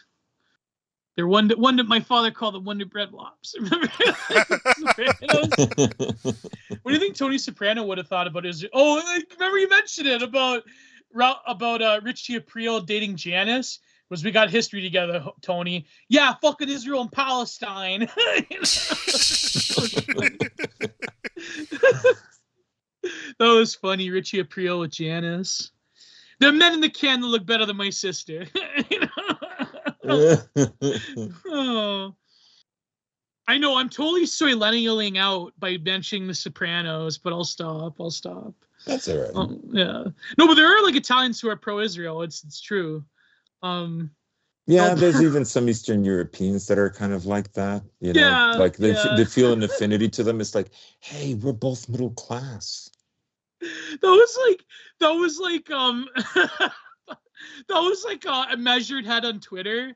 He had the flags where it was the different flags between Israel and Ukraine and one in Russia, and he goes, the description for the combination of pro-Israel but also pro-Russia, it's Eastern European immigrants that generally think the Ukrainians are black. Oh my God, yeah. What they were called Darwinian, right? The Chinese came up with this political graph. Oh my God, really? Yes. So if you were pro Gaza, and pro Ukraine, you were libertarian left. Yeah. Right, and naive and stupid. If you were pro Israel and pro-Ukraine, you were a regime stooge. Yeah, yeah. If you were pro-Russia and pro-Israel, you were something like a Social Darwinian, Darwinist, that's true. social Yeah. Darwinist. Genuinely think Ukrainians are black people. Social Darwinist. And if you were pro-Russia and pro-Palestine, you understood geopolitics. Yeah, yeah. Oh my god. Or you're like a Duganite. Like yeah. I know one guy that is a social Darwinist, and I know a woman that we she's a friend of mine. We go way back to the early 90s, but she like we were having dinner, but like she just couldn't get over it that I was not pro-Ukraine, that I was generally pro-Russia. She just couldn't deal with it and cut dinner short. And she would be like, in that bottom left quadrant, the naive person. And Oh my god. Oh yeah, the Russian orcs, they're not eugenical according to social Darwinism. Yeah. Oh man. But no, but anyways, about the protests, how I asked this on stream, but like how would this affect the election if the war were to continue into the summer, into the DNC convention? The Israel-Palestine war, I assume. Yes. No, Okay. Ukraine war, it doesn't matter. But Yeah, like yeah. that's yeah, we've written that off at this point. That's bipartisan in America. Well, So, uh, the DNC is probably going to be pretty funny, and I'm looking forward to that. Number one. Uh, Number two. I mean, how do I put this? Because I know that there are allegations of election misconduct, which I can neither confirm nor deny because of YouTube terms of service. But just assuming everything is played straight, everything is played fair. I mean, what we have happening right now, and I don't think this is a novel take. A million people have made this. I've made this take several times before. But Biden right now, the Democrats right now, are tanking their voter enthusiasm. They are fraying their coalition, which is part of why these protests are so entertaining to watch because, like I said, absent outside intervention, absent people want to uh, try to bring some sort of moderation to this. Like I said, this is the Democratic coalition coming apart at the seams. I love nothing more than to see it. But even you look at that, the more quote unquote left wing elements of the party, I do think can be cajoled into voting for Biden because Trump supports Israel too, and it's orange fascism, blah blah blah, whatever else it might be. But I do think there's a real risk, particularly out of Michigan and Minnesota, both of which have high migrant populations from the Middle East and Africa who are predominantly Muslim. Of those migrant populations, where their non-participation in this election, because let's be honest, no way hell would freeze over before they would vote for Trump, but their lack of participation in this election, their refusal to say support Biden, yeah, could be enough to take that support away from the left coalition and tip those states red. I don't want to go as far as to say that because I would need to see the general trends among the general population because these are very small groups. Once again, even though they are in the say few tens of thousands at the most, last I checked, they could be up to the hundreds of thousands now with the rate we've been bringing them in. But point being is they're certainly not a majority of the electorate, but they are enough to tip that scales. They are enough to be that be that population that tips it in balance of the democratic urban areas versus the rural conservative areas that you see in places like Michigan and Minnesota, where you have a lot of these rural farmers. Now, Minnesota is a bit different because they're probably one of the few places left in the country that still does have that rural left wing tradition. Not that it's that strong anymore, but compared to, say, other Midwestern states and other states of its type, it's certainly stronger. But like I said, in terms of both of those being key states, in terms of elections, especially Michigan, we could see that very well cost Biden the election. Now, who knows how they would respond to that? Who knows what fortification efforts would be taken? Now, I think fortification would be markedly more difficult this time around just because of political circumstances all over. And then that also goes back to the question of Trump and his uphill battle with the courts and how they're going to hamstring his campaign. But I suppose that also does fall under the general umbrella of election fortification, if you will. But I don't know. Perhaps I've become too much of a pessimist. Perhaps I've become too black pilled, one may say, on the issue. But I don't see a way Biden loses this, even if he loses. There's no way they're going to let this man fall out of power. And like I said, I don't want to be that definitive about it. But with how much they've worked themselves up about Trump, who I'll be honest is a little lackluster, especially compared to the last two times, and even less so than 2020. That's actually a bit of an accomplishment to be less lackluster there. I mean, he has his moments. He's Trump, of course he does. But I think a lot of the infatuation that many of us had, including myself, has faded to a great degree. But once again, they buy into their own propaganda about the man, and I don't see under what circumstances, in order to quote unquote preserve democracy, that they let him assume office. I mean, what's a given is the DNC is going to be a disaster. Alienation between the Democratic Party and its voter base, especially the more left-wing elements in the voter base, and especially the diversity coalition of its voter base, that's going to completely bottom out. And really, they have nobody to appeal to. They don't really have a platform beyond the fact that we're the incumbent party. Sure, you can point to the cult of Trump, whatever, love him or hate him, however you may feel about that. I mean, that's something. But once again, I don't see a way that they let somebody who they have made out to be such a boogeyman, that they have made out to be such a threat to the regime, assume power. I don't know, unless there's some sort of convoluted backdoor deals where Trump is subverted and Trump plays their game, or they're going to give Trump a hand to, say, fund more war in Israel and take more aggressive action in the Middle East against Iran. Perhaps there is that. But otherwise, I don't see a way where they let him assume power. I mean, if Trump, if they think Trump is as good as gold for supporting Israel, they will let him in. Yeah. Well, no, that's the fear, though, is that, you know, and there's been other people that have talked about this, that if they let Trump in, it's basically, it makes things very clear to the political left. They could just blame Trump for everything. They could blame evil Republicans for everything. Yeah, absolutely. Yeah. Absolutely. Kind of like Lyndon Johnson ramped up the war. Of course, like, we shouldn't be too kind to Kennedy because he was willing to go in the first place. But Johnson is pivotal in, increasing the size and operations within Vietnam.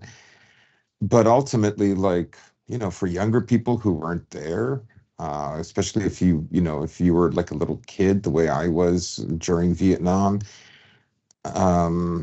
you associate Vietnam with Nixon. Yeah. Right, as if he started it or something. He ended it, but you still associate it with Nixon. Yeah, you're bad. The Hollywood meme culture. We'll never forgive you for ending it. We'll never forgive you for ending it when it should have been a Democrat who should have ended it. So, anyways, they might, like, I think, Trump has already displayed rhetoric that's, is even stronger than Biden's in support of Israel. Like, it's obvious now, right? Everybody remembers that the words of Nancy Pelosi during that AIPAC interview talk. She was on this sort of informal panel, and she said, even if Washington was in flames, if it was destroyed, we would still be funding Israel. Like, it's funny you say that, because one of the first acts passed after January 6th, after the insurrection, was an aid bill to Israel. Yeah. Yeah.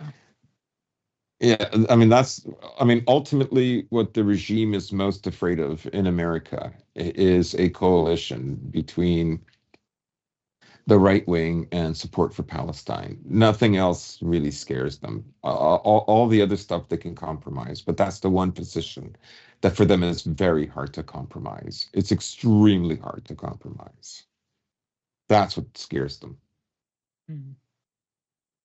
Because that coalition is the coalition that they are fighting externally on the international stage, as opposed to the domestic stage.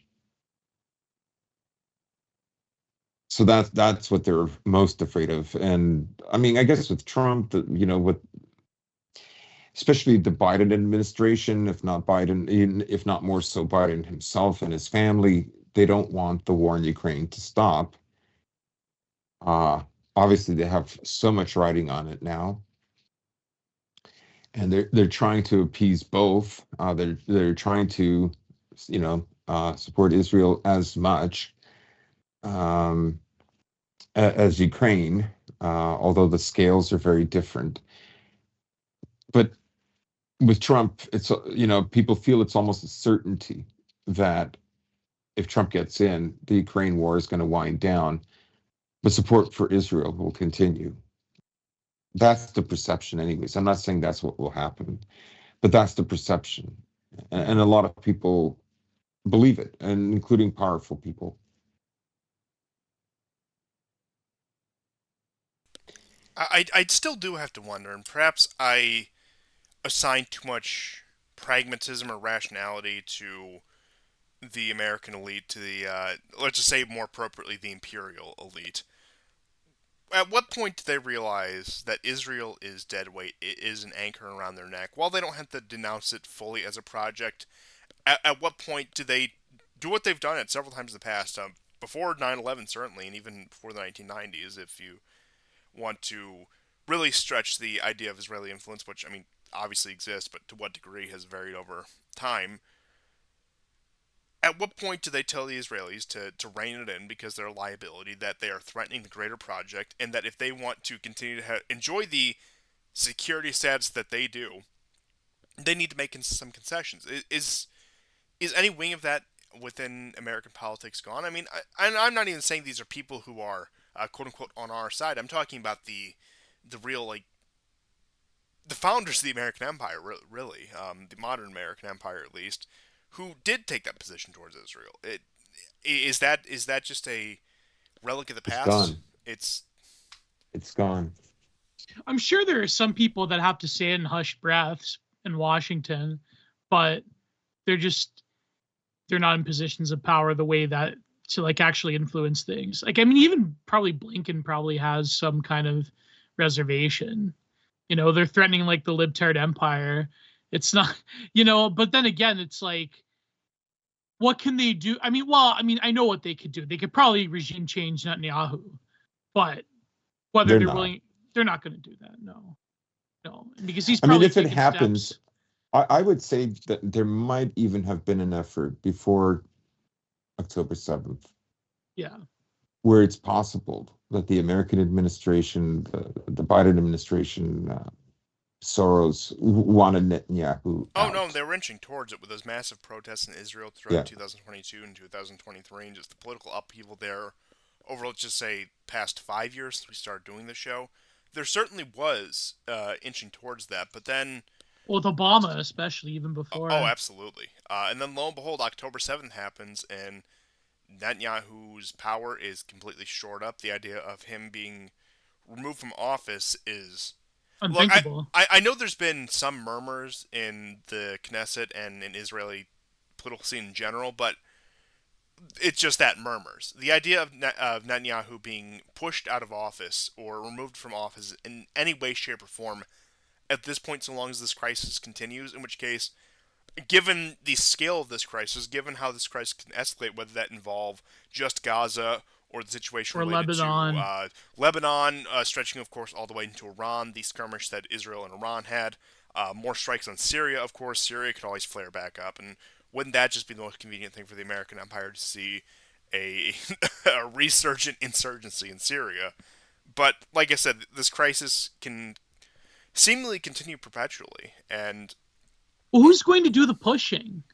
What faction is there in Israeli society that are really, exactly. besides like libtards, like what really, like even them, even like the libs in like Tel Aviv, they don't have significant power enough to form a coalition to oust him. The military certainly isn't going to do it. And there was a time where the IDF wasn't comfortable with Netanyahu, but that's gone now. It's And over. out of the tens of thousands of Israelis who have, in fact, I think it might even be hundreds of thousands at this point, of Israelis who have left the country since October 7th, what do you think their political leanings are? They were certainly the more, quote-unquote, secular, more left-wing liberal Yeah. Jews, going Yeah. two places in Europe and North America.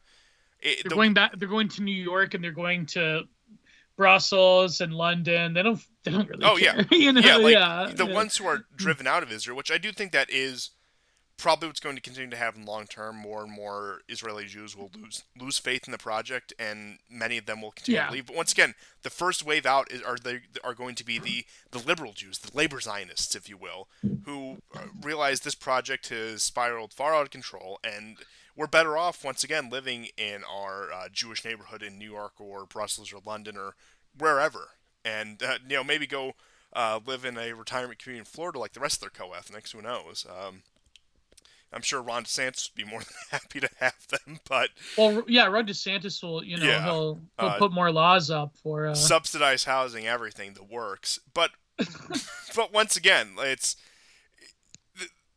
and going back to what I was saying earlier about how it was actually the protest of particularly, I think it was the fallen soldiers' mothers in the 2006 war, are the ones that convinced the government to call off military operations in Lebanon, and there's no parallel situation since October 7th, and even in years before that, there's just no parallel situation anymore.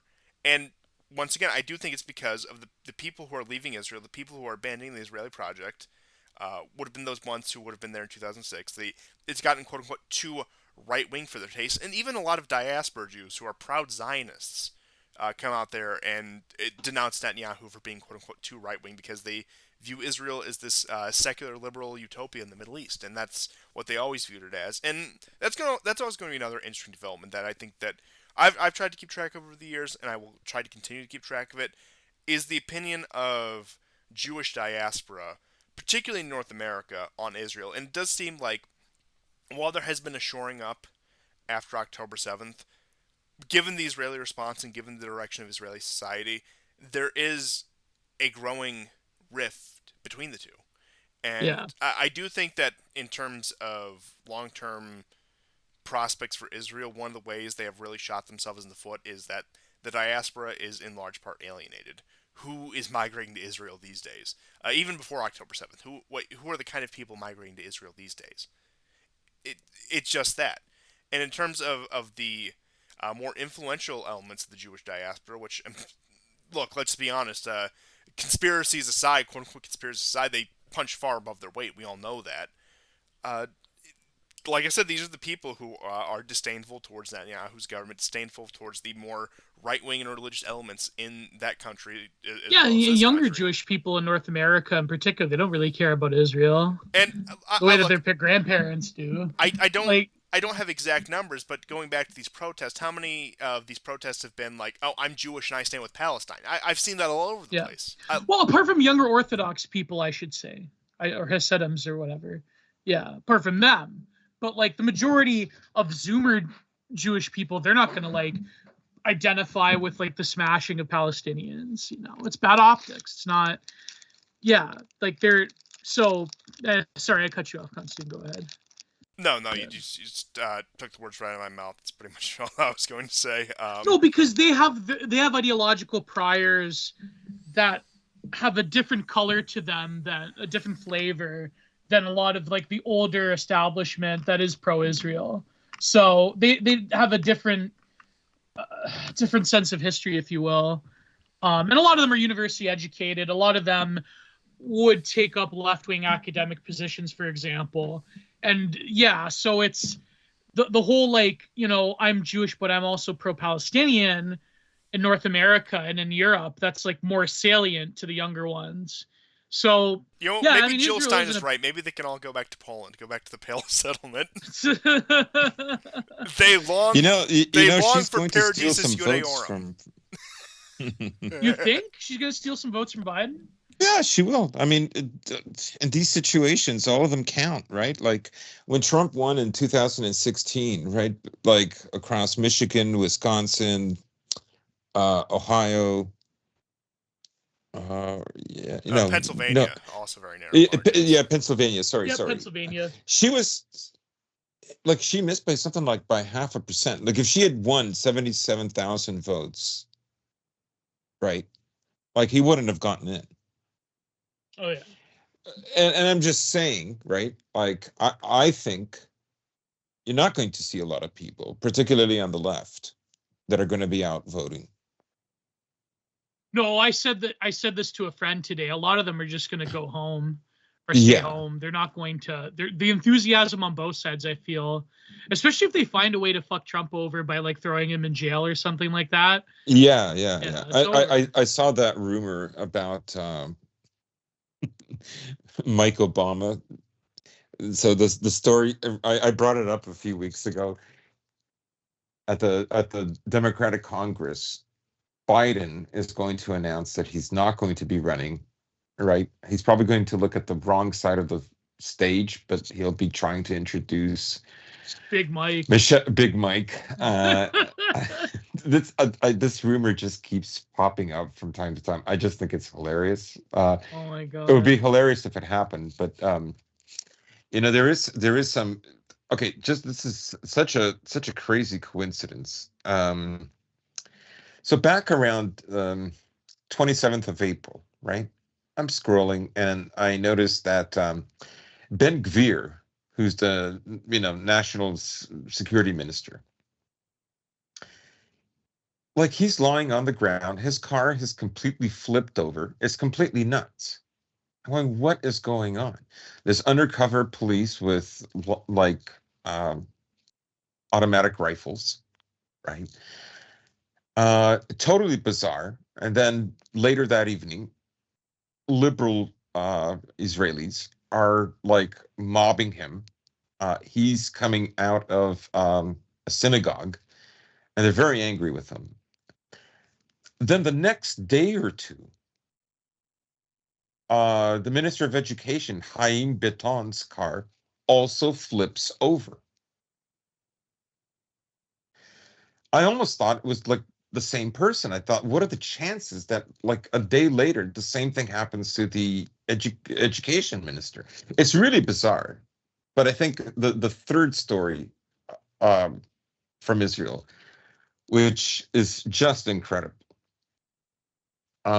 An IDF soldier forgot all about Israel's right to defend itself, thinking he's got a chance to smash a random woman that he's been sex testing, who seduces him to photograph dozens of Iron Dome batteries and send it to her. Only catch is that she is actually an Iranian male intelligence officer. What? Yes. That's crazy. That's oh That is nuts. So, anyways, I just thought that was some funny stories from Israel. Um, yeah, I mean, I hear you, Constantine, talking about like how could they give power to Trump. I understand. I don't know, they might pull the rug on him. I also think it's kind of weird how Orban and Duda both visited him in Mar-a-Lago as if it's an inevitability that he's going to be president. I think this it's odd. I think even if the war weren't going on, Biden still wouldn't have a lot of support. The you know the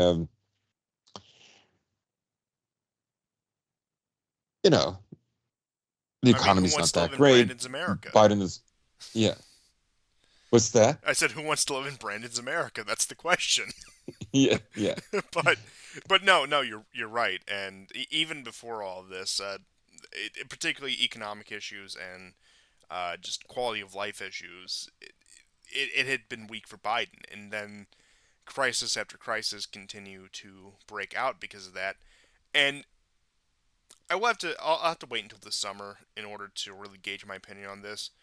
But if the yeah. DNC gets violent, if there is a protest that sees police crackdown, that's going to be the implosion of any prospects of Biden getting reelected. I know I was just going on that rant about I don't see why they let Trump seize power, but in terms of, let me rephrase, whatever political legitimacy Biden has left, if there is a violent crackdown on any sort of protest or unrest at the DNC, that's going to be the end of Biden's political legitimacy. Now, Will that result in him being removed from office somehow? Will that result in him being swapped out last minute with a new candidate or whatever, or losing the election?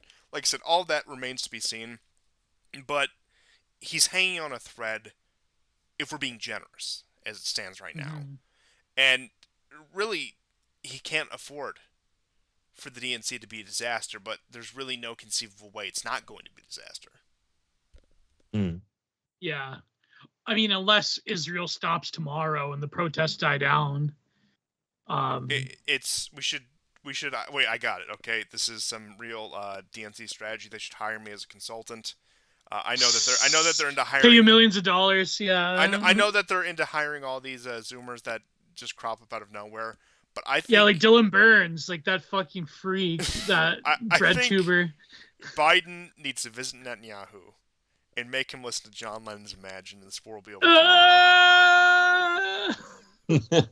Make him look at him in the Yoko Ono photos where John Lennon has a huge ass crack. That's Oh my god. There, problem solved. Democrats win re-election. It's all Biden needs to do. The war would have to basically stop tomorrow if this were to happen. You know, and then there would have to be like some kind of like weird activist-y like language of like the like left liberal progressive world order. There would have to be like a truth and reconciliation council. I was about to say that there would have to be a complete South Africanization of Israel. Is the only way a Canadianization of Israel with the indigenous people and the Truth and Reconciliation Councils. Yeah. No, that's what it would have to like. This would all have to take place literally by the end of the month if this were to work in the favor of the Democrats, for the DNC to not be like a total LARP disaster of '68. And let me just say completely frankly, we're more likely to get the Samson option than that. Oh God! Do you think the war is going to extend that long? You think? Like, what possibly more could? I know what they could do more to these people, but I mean, there's always the question of, does this spill over into the West Bank? Does this spill over into Syria? Like I said, those are perennial questions.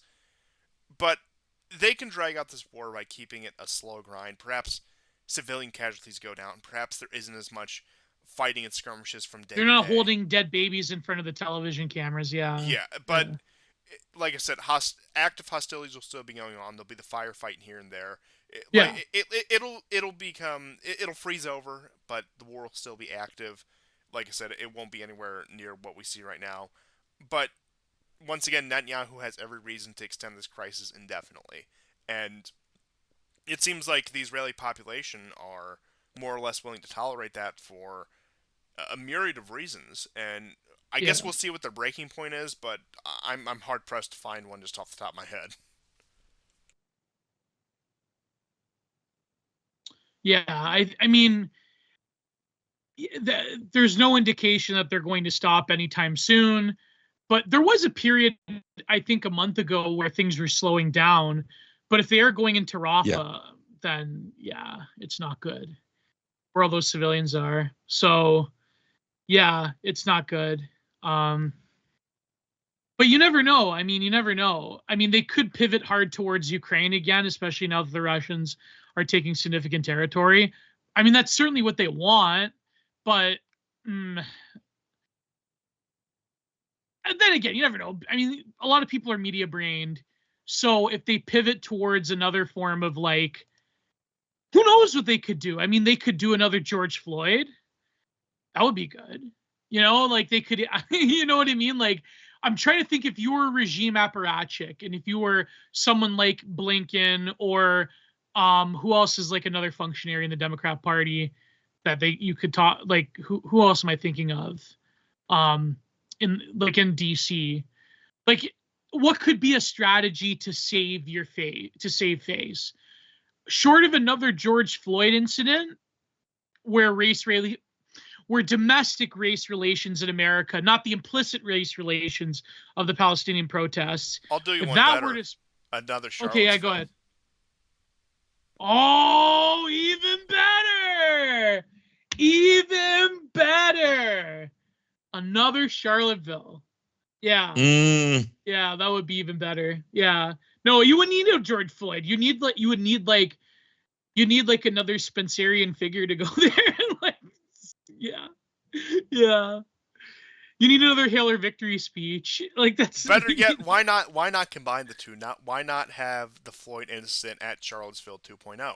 Hypothetically speaking, instead I of endorse none Heather of Heyer, this. it's a black man. Like, oh my god, that would be perfect. That'd be like, yeah, that'd be like a Democrat Party, like Eternal. What's in the Marvel movies, the gems, or no, is it Mario? The gemstones. I don't know. You're beyond me. I'm The Eternity Stone. I think it's Sonic. Is it Sonic? I forget. I'm not. See, No. It's Marvel. It's like Thanos has the stones in his. It is the snap dissolve thing. Okay, that's what you're getting at. Yeah, it's got the gemstones Yeah, or whatever. It would be a coup de grace, as the French would say. It would be a coup de grace. Yeah. If you had a Floyd incident at another Charlottesville, yeah, that would be. No, because what could bury them out of this? I don't know. Like, no, that's what you need. You need a Floyd incident, Charles. That's the only thing that could give legitimacy back to the Democratic Party. That is where we're at right now. For like the Democrats to be like, we're so back. It's not over. We're back. Yeah. And then Biden could get up there and give his bloviating speech about how Charlottesville inspired him to run in the first place.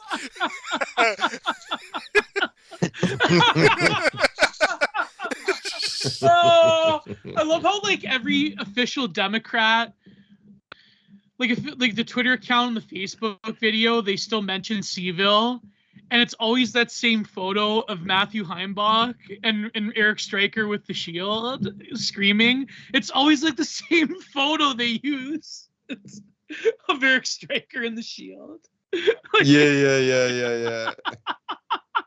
Like Biden still mentions it. It's crazy. How many years has it been? Almost 10 years since it was 2017, so it's been 7 years. August 2017. So 7 years, almost 7 years. Can you believe it? It's crazy how much the world has changed. No, it hasn't. No, yeah, you're right. I remember. We are all living in the shadow of Charlottesville. Okay? Nothing ever changes. Oh, my friend Catherine D. We're still living in 2015 forever. Yeah. Who are Jon Stewart is back on the air. It's perpetual 2004. We live in hell. Oh my god. I'd give anything to go back to 1999, 2000. I would too. I was barely sentient. Oh, it truly was millennial paradise. But no, that's so it's I don't know, it's bad. What else is there in the news? I mean, you want to talk about the bear question? No, absolutely not. Absolutely not. No. Yes. What is this bear? You said bear question? You don't know about this?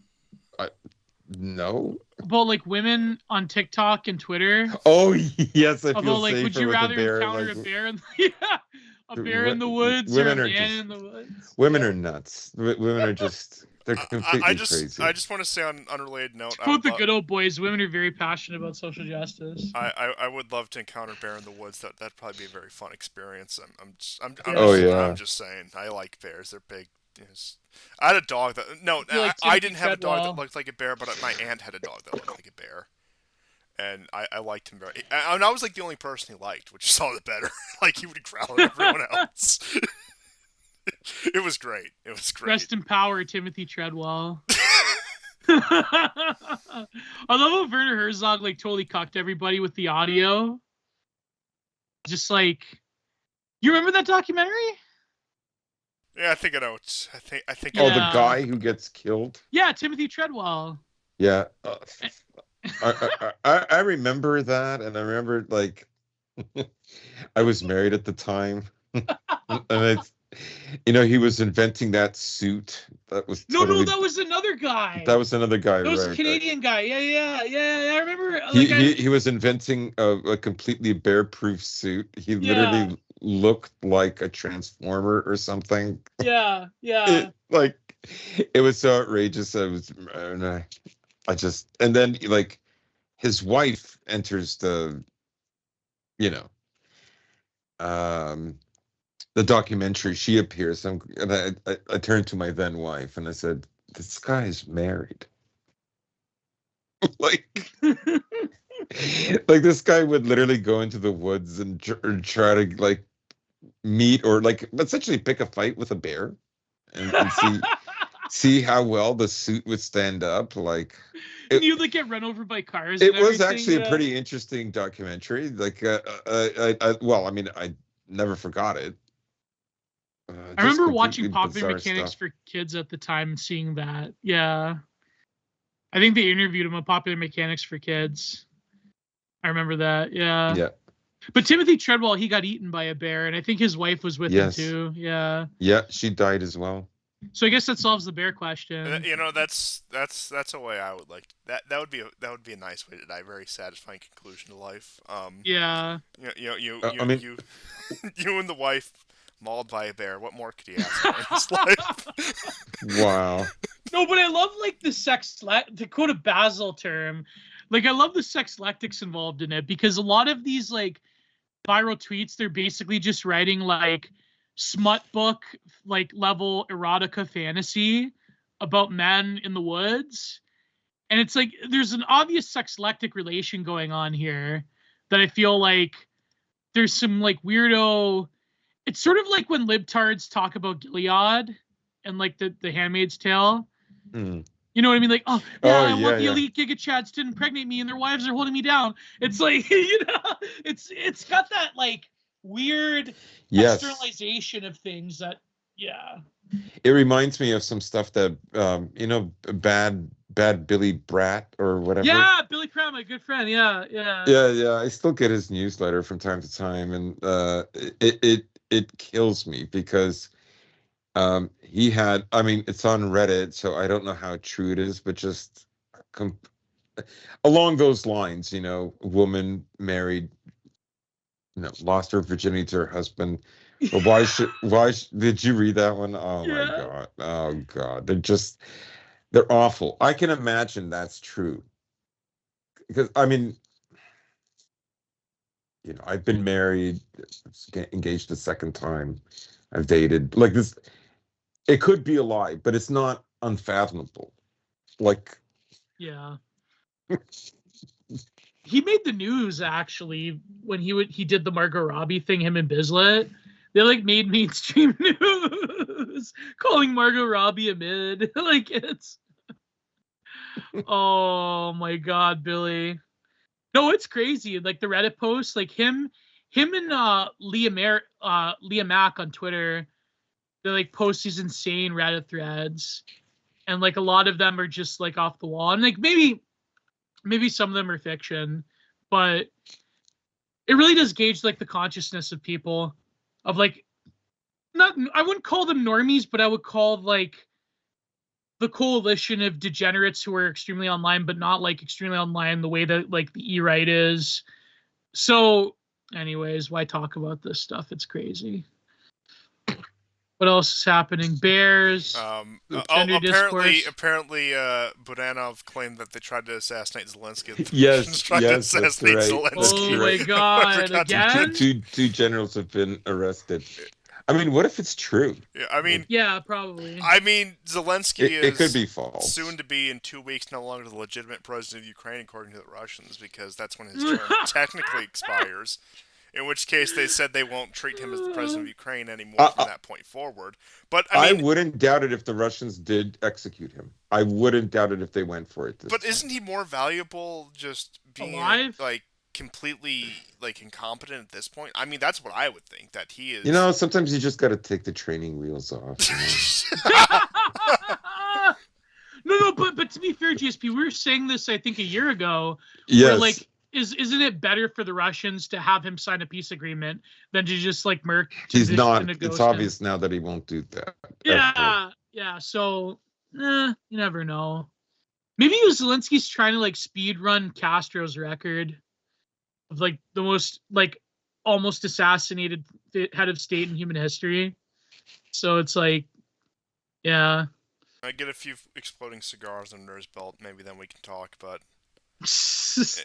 I mean, look, I'm just saying, in terms of high-profile elimination of heads of state, the intelligence agencies, not just the CIA, but all of them have really fallen off. Like, like I said, condone their methods, condemn their methods. I don't care what you do. I don't care what your opinion is. But we can all agree that just objectively, in terms of just effectiveness and in terms of spectacle, it's fallen off. This is not what it was in the 60s. This was not what it was in the 70s. What isn't even what it was in the 80s? When was the last time we arrested a South American politician for drug trafficking? No, it just doesn't happen anymore. Do you remember when they arrested that kid? Which one? What was his name? He was in a closet and like the special forces were pointing a gun at him. The Cuban kid in Florida. Yeah. Oh yeah, I remember that. Yeah, I remember that. That was like a big meme on Encyclopedia Dramatica back in the day. What was that over again? So what it was is his mother and his father split up. Yeah, they were Cuban. His father was actually pretty well off in Cuba. He had some gig with the Communist Party there, and he lived a very comfortable life. So his mother and I think either his stepdad or his uncle was something weird, like some other adult male fled to Cuba. They both drowned, and then he ended up with his mom's side of the family in Florida, in Miami, and then eventually Clinton issued the deportation order in 2000, right before the election, to send this kid back to Cuba. Yeah. Now, as to why he did it, I don't know whether it was some sort of conciliatory move towards Cuba or whatever else. It was because they were trying to there were rumors that they were going to open up Cuba at the time, or like lift the sanctions or some crap like that. But like I said, it's not like this kid was going back to squalor in Cuba. His father was well in with the with the party infrastructure, so it like I said, it's not like regardless, it's not like he was going back to live in some hovel. But yeah, that's what was that kid's name? Let me look. It was a big spectacle at the time. Yeah, because you had the ICE agents or whatever federal agents with the submachine gun, the MP5, and the kid screaming while one of his relatives is holding him. Guzman or something? Yeah. I think you're right. I think you're right. Let me look this up. Elian Gonzalez. Gonzalez, yeah. Cuban industrial engineer and politician. Yeah. He got to ride the fame on this entire thing. He was welcomed back into Cuba as a hero and is reaping the benefits of it today. So he made out well for himself. That's all you can really say. Whatever happened to that kid? Well, yeah, that's exactly what happened to him. He got welcomed back to Cuba as a hero. He got some sort of low-level party membership, got some political office. Born in 1993. Oh my God, he's almost the same age as me. That's crazy. What does he look like now? I'm looking this up. This is real history. Oh, he looks all right. Whoa, he lives in Cuba still? Yeah. Like I said, he's practically a national hero over there. He became an engineer. Oh, this is millennial excellence right here. Millennial excellence. Yeah, let me get the. That photo was so fucking good. Like that was like, man, that was the guy with a mustache. Yeah. Oh, it was crazy. But anyways, no, I was going to say like the media cycle is too, like the burnout society has just basically destroyed the central nervous system of most people. And I think like you really can't have a huge spectacle. Like, okay, on a serious topic though. Okay, so let's what's the word? Let's strategy this for a little bit. Okay, so say if the Kremlin does find that it's evident that Zelensky's never going to cooperate whatsoever with any peace agreement. And say they do, okay, let's face it, the Kremlin does have a track record of assassinating people. So let's say that they try to actually legitimately go through with, with the redacting of Zelensky. What would happen on the international stage? Do you think it would be a sort of event to where the Americans would seriously consider sending like the 101st Airborne or would it be? I mean, that's not the force you would send in. Oh, you would send the special forces or something. Well, like that. yeah, I mean, they do have special forces that recently they denied that are there after they were called in to the, to the Russian and they were called in basically to the Kremlin, the various emissaries from Britain, France, and America. Yeah. But assuredly, they are there, right? Even if they're not in no, American this like special ops wouldn't be enough. You need boots on the ground. Yeah. Like, I mean, development that might come the question is, will they do it? Is beyond the question of military intervention. What would these countries that I guess you could say are on more neutral terms with Russia, or are playing coy with Russia, but aren't necessarily having divorced themselves from the West, say like a Saudi Arabia or an Egypt, or like I said, these countries that really aren't casting their lots in with Russia the way you may say some others are, but aren't willing to participate in the sanctions regime that's going on right now. If Zelensky was taken out, has there been enough polarization for those countries to continue their relations with Russia in their current form if it was undeniable that the Russians took out Zelensky? I mean, and I don't know which way that would go. There would be extreme diplomatic pressure on those middlemen countries that have also facilitated trade to the West, particularly in terms of energy resources. I think the big one everyone would think about is India, because India, while on very good business terms with Russia, still does have a lot of connections to the West. The West has been courting India for a number of years now. Would they be able to convince these countries to break ties with Russia? Like, even beyond the question of direct military that might do it. That might do it, honestly. Like, that might be the bridge too far. What would be the bridge too far? Assassinating Zelensky. Oh, yeah. I mean, that's kind of like just, something that America believes they're the only country that should be allowed to do that. I mean, I don't understand the logic of that. I mean, who cares? Well, clearly because we live in a rules-based order, which means our rules are based and yours aren't. Yeah. But to quote Facebook, sorry. What is he now? New World Order on Twitter. Is that what he is Order. now? Yeah, Neat World Order on Twitter. To quote Facebook, rules-based order. There's no rules, it's not based, and there's no order. Like, it's, so yeah. I loved him. I loved his stuff. Yeah. I don't know why a lot of people don't like him, though, like on the E-Right. I don't know. They didn't like him for some reason. I love Facebook. That was one of my most powerful mutuals. I thought he had the best name ever. Like, I love it. Facebook. Yeah. It was so good. It was subtle, but irreverent. Yeah. The best was the one tweet about a picture of the future is like a Shaniqua twerking on the ruins of civilization. Yes, yeah. I'll never forget that. Shaniqua twerking. Oh, I guess because we are at the 2.5 hour mark, we have time to get one last good subject. And I know it's a little bit of old news, but I think it still is relevant in many ways, and I think it'd be good to round out the show. This alleged, or I should say, proposed TikTok ban, and the because it seems like what happened with that? That is stalled out right now. It doesn't seem like there's been any progress or regression. It doesn't seem like much has happened one way or. But, I mean, you look at the provisions of when they proposed this back in 2023, all the things about websites hosted out of foreign adversary states and using a VPN to access those could result in legal punishments for you, including jail time up to whatever ridiculous sentence they had there. Now, those provisions did not exist in this recent iteration of the bill. I can't remember what the bill is called.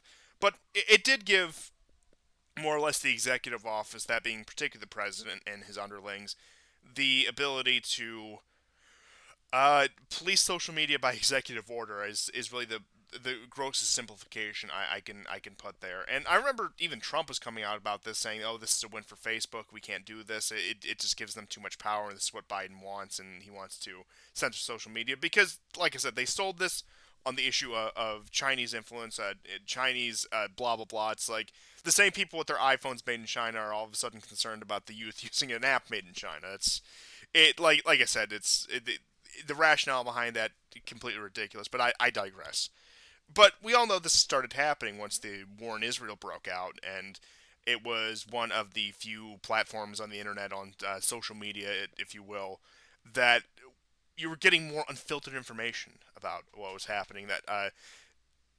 That tags that were sympathetic to the Palestinian side were. I don't remember. I don't have the exact graphics, but I remember they were some of the highest trending ones. Had to do particularly with issues related to Palestine and just anti-Israel sentiments in general. And you had a lot of people understandably supporting this, saying, "Oh, look at all the degeneracy on here. Look at all the nonsense on here. Look, fair enough." But once again, these are Yeah. people who I think have are ignorant, willfully or otherwise, because you look, this isn't exclusive to TikTok. You ban that, this degeneracy is going to go elsewhere. I mean, how many other millions of websites are going to host this degenerate brain rot? Which large amounts of it is. Don't get me wrong, but you had people who really get caught on this basic hook that, oh, we'll get the stupid Chinese brainwashing app off of it, as if that is the only vector. Even if you are concerned about some sort of Chinese intelligence op, Youth I'll even culture or concede that. whatever. I Yeah. will even concede that point to you for the sake of argument. Do you think this is the only vector that they have? And do you think it's even the most valuable vector that they have in terms of Oh this? God, But I hope those people will be on Twitter. Ugh. yeah, do not breach the containment zone. Okay, we need.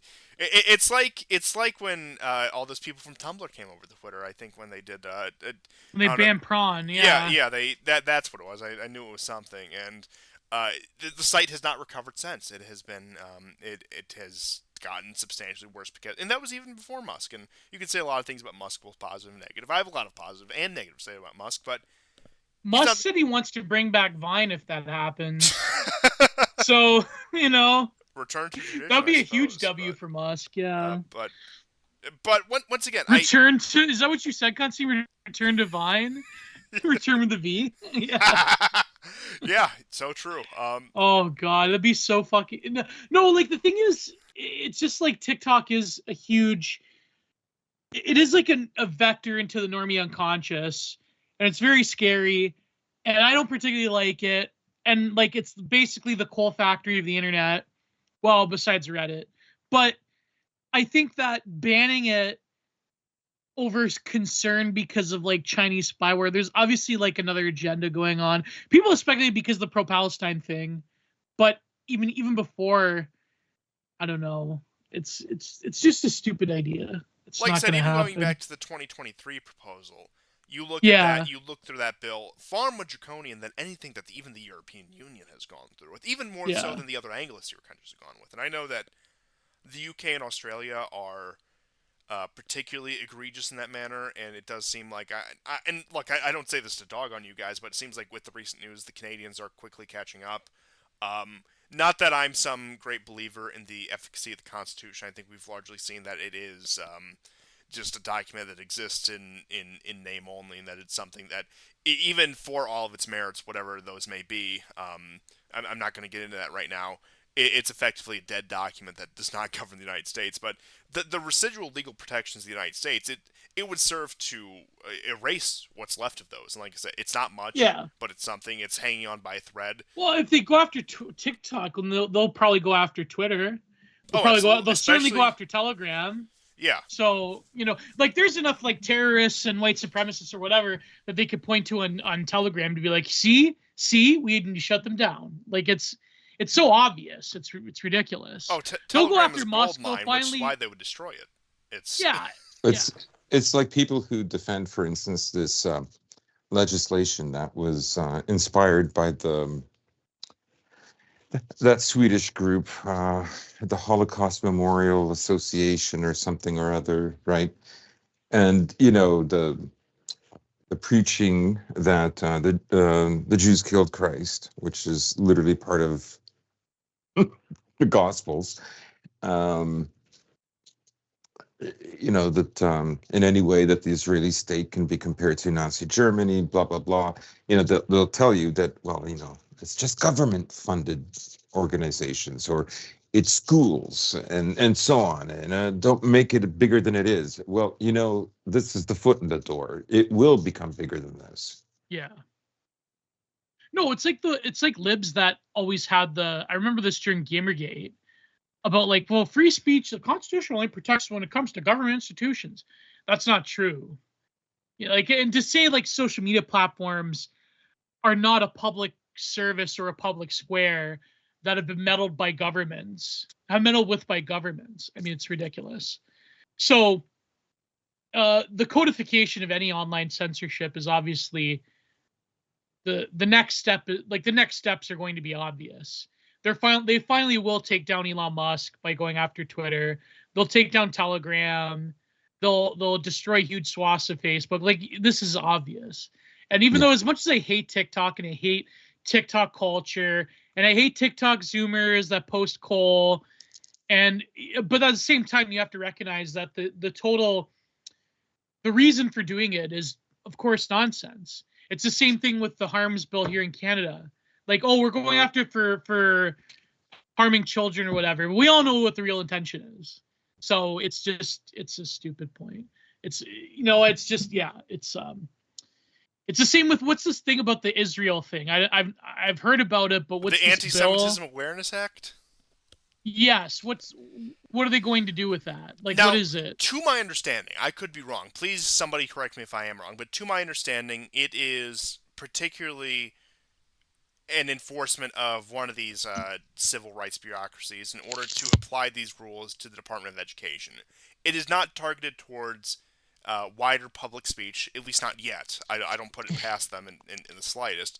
But as it stands now, it's supposed to crack down, particularly because of the campus protests, the campus pogroms, if you will. It's so horrible. It's just the worst things ever. But because of that, they want to implement these rules in order to have enforcement in public universities that, this is against this Civil Rights Act, and you could be liable for this, this, and this, particularly so they can drag you through a series of lawsuits in order to get you to shut up, which is what all civil rights law boils down to. I don't think I need to tell anyone here that, but that, particularly when it comes to the bullet points it has, for example, equivocating Israel to certain 20th century regimes, saying, repeating tropes like the Jews are responsible for the death of Christ, etc., or saying denying Israel's right to exist was one of the other ones. With all of that, oh my God. Like I said, it's not like they're trying to ban you from saying that in public yet. I don't want to put that past them in the slightest, because they would love to do it tomorrow. They'll raise a generation where you cannot even contest all kinds of things at school. Yeah. And so that gives them a foot in the door later, because the people who will say that will be deemed uneducated, reprobates. They'll have to be disciplined. It will eventually become like civil law. But like I said, they pretty much have all the enforcement mechanisms they need in terms of the education system. And like you had said, it's going to bring up a generation of people who these questions are going to be as off topic as, say, certain questions about social movements in the 1960s, like when it comes to it's verboten discuss. And who was funding them? And exactly. Like the actual agenda that it had regime support. Yeah. And like I said, while it's not going to be in terms of, we're going to fine you and imprison you for saying this, say, as they might do in the UK, or arbitrarily detain you for 72 hours, it's going to be if you are working in a public education institution, you talk about this to your students, you're done. It's going to be if you're some college kid on a campus joining in on some pro-Palestinian protest, you're done. It's just going to be an extension of what already exists. It's going to be a codification of that, and giving them a much more efficient way to do it. No, and conservatives will cheer it. Yeah, because it's the libs, of course. Yeah, we're gonna own the blue-haired girls. Same with Chris Mitchell, right? We win. We're gonna own the libs. Yeah, we're gonna get Israel to own the libs. We did it. We did it. Thanks, Israel. Fighting gay is gone. on. Yeah. Oh, wait, you mean to tell me that Claudine Gay is still making $900K a year at Harvard? Oh, but she's not the dean anymore, right? I No, really they appreciate the Yeah. dedication of them going out of their way to find a black woman named Gay to meet diversity quotas. it's really amazing.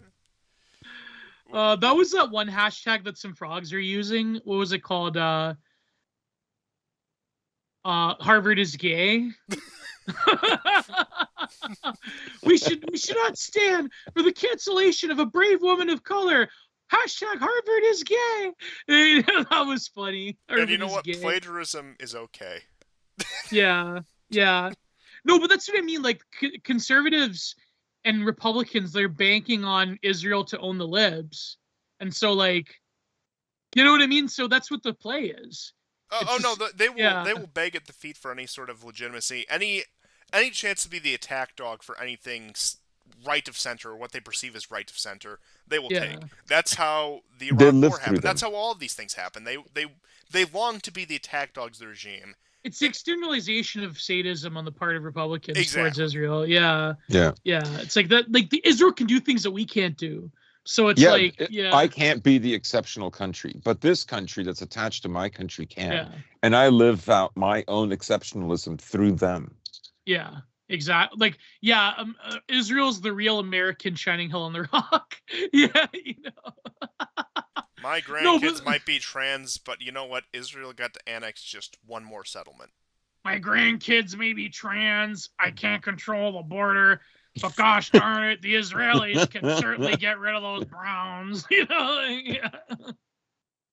No, but that's what it is. It's sort of, I think it was even, I forget who said this on Twitter. It may have been Evan Platinum, or it may have been Kathethi Anon, that said, like, basically to normie Republicans, the reason they're so pro-Israel is because Israel can be a state of exception that can do things that they can't do. Like, for example, they can't control the borders. I didn't even read that. That's yes. Yeah. Like it's so obvious. Yeah. They can't control libtards in the campus universities, but they can do it in the foil of anti-Semitism to do it. They can't control their borders at home, so Israel can control their borders pretty good. You know what I mean? To where they're bombing children. So, you know, well, I guess they're based, right? Like, so I think like that's pretty obvious. But I think when it comes to the specific legislation, let me think.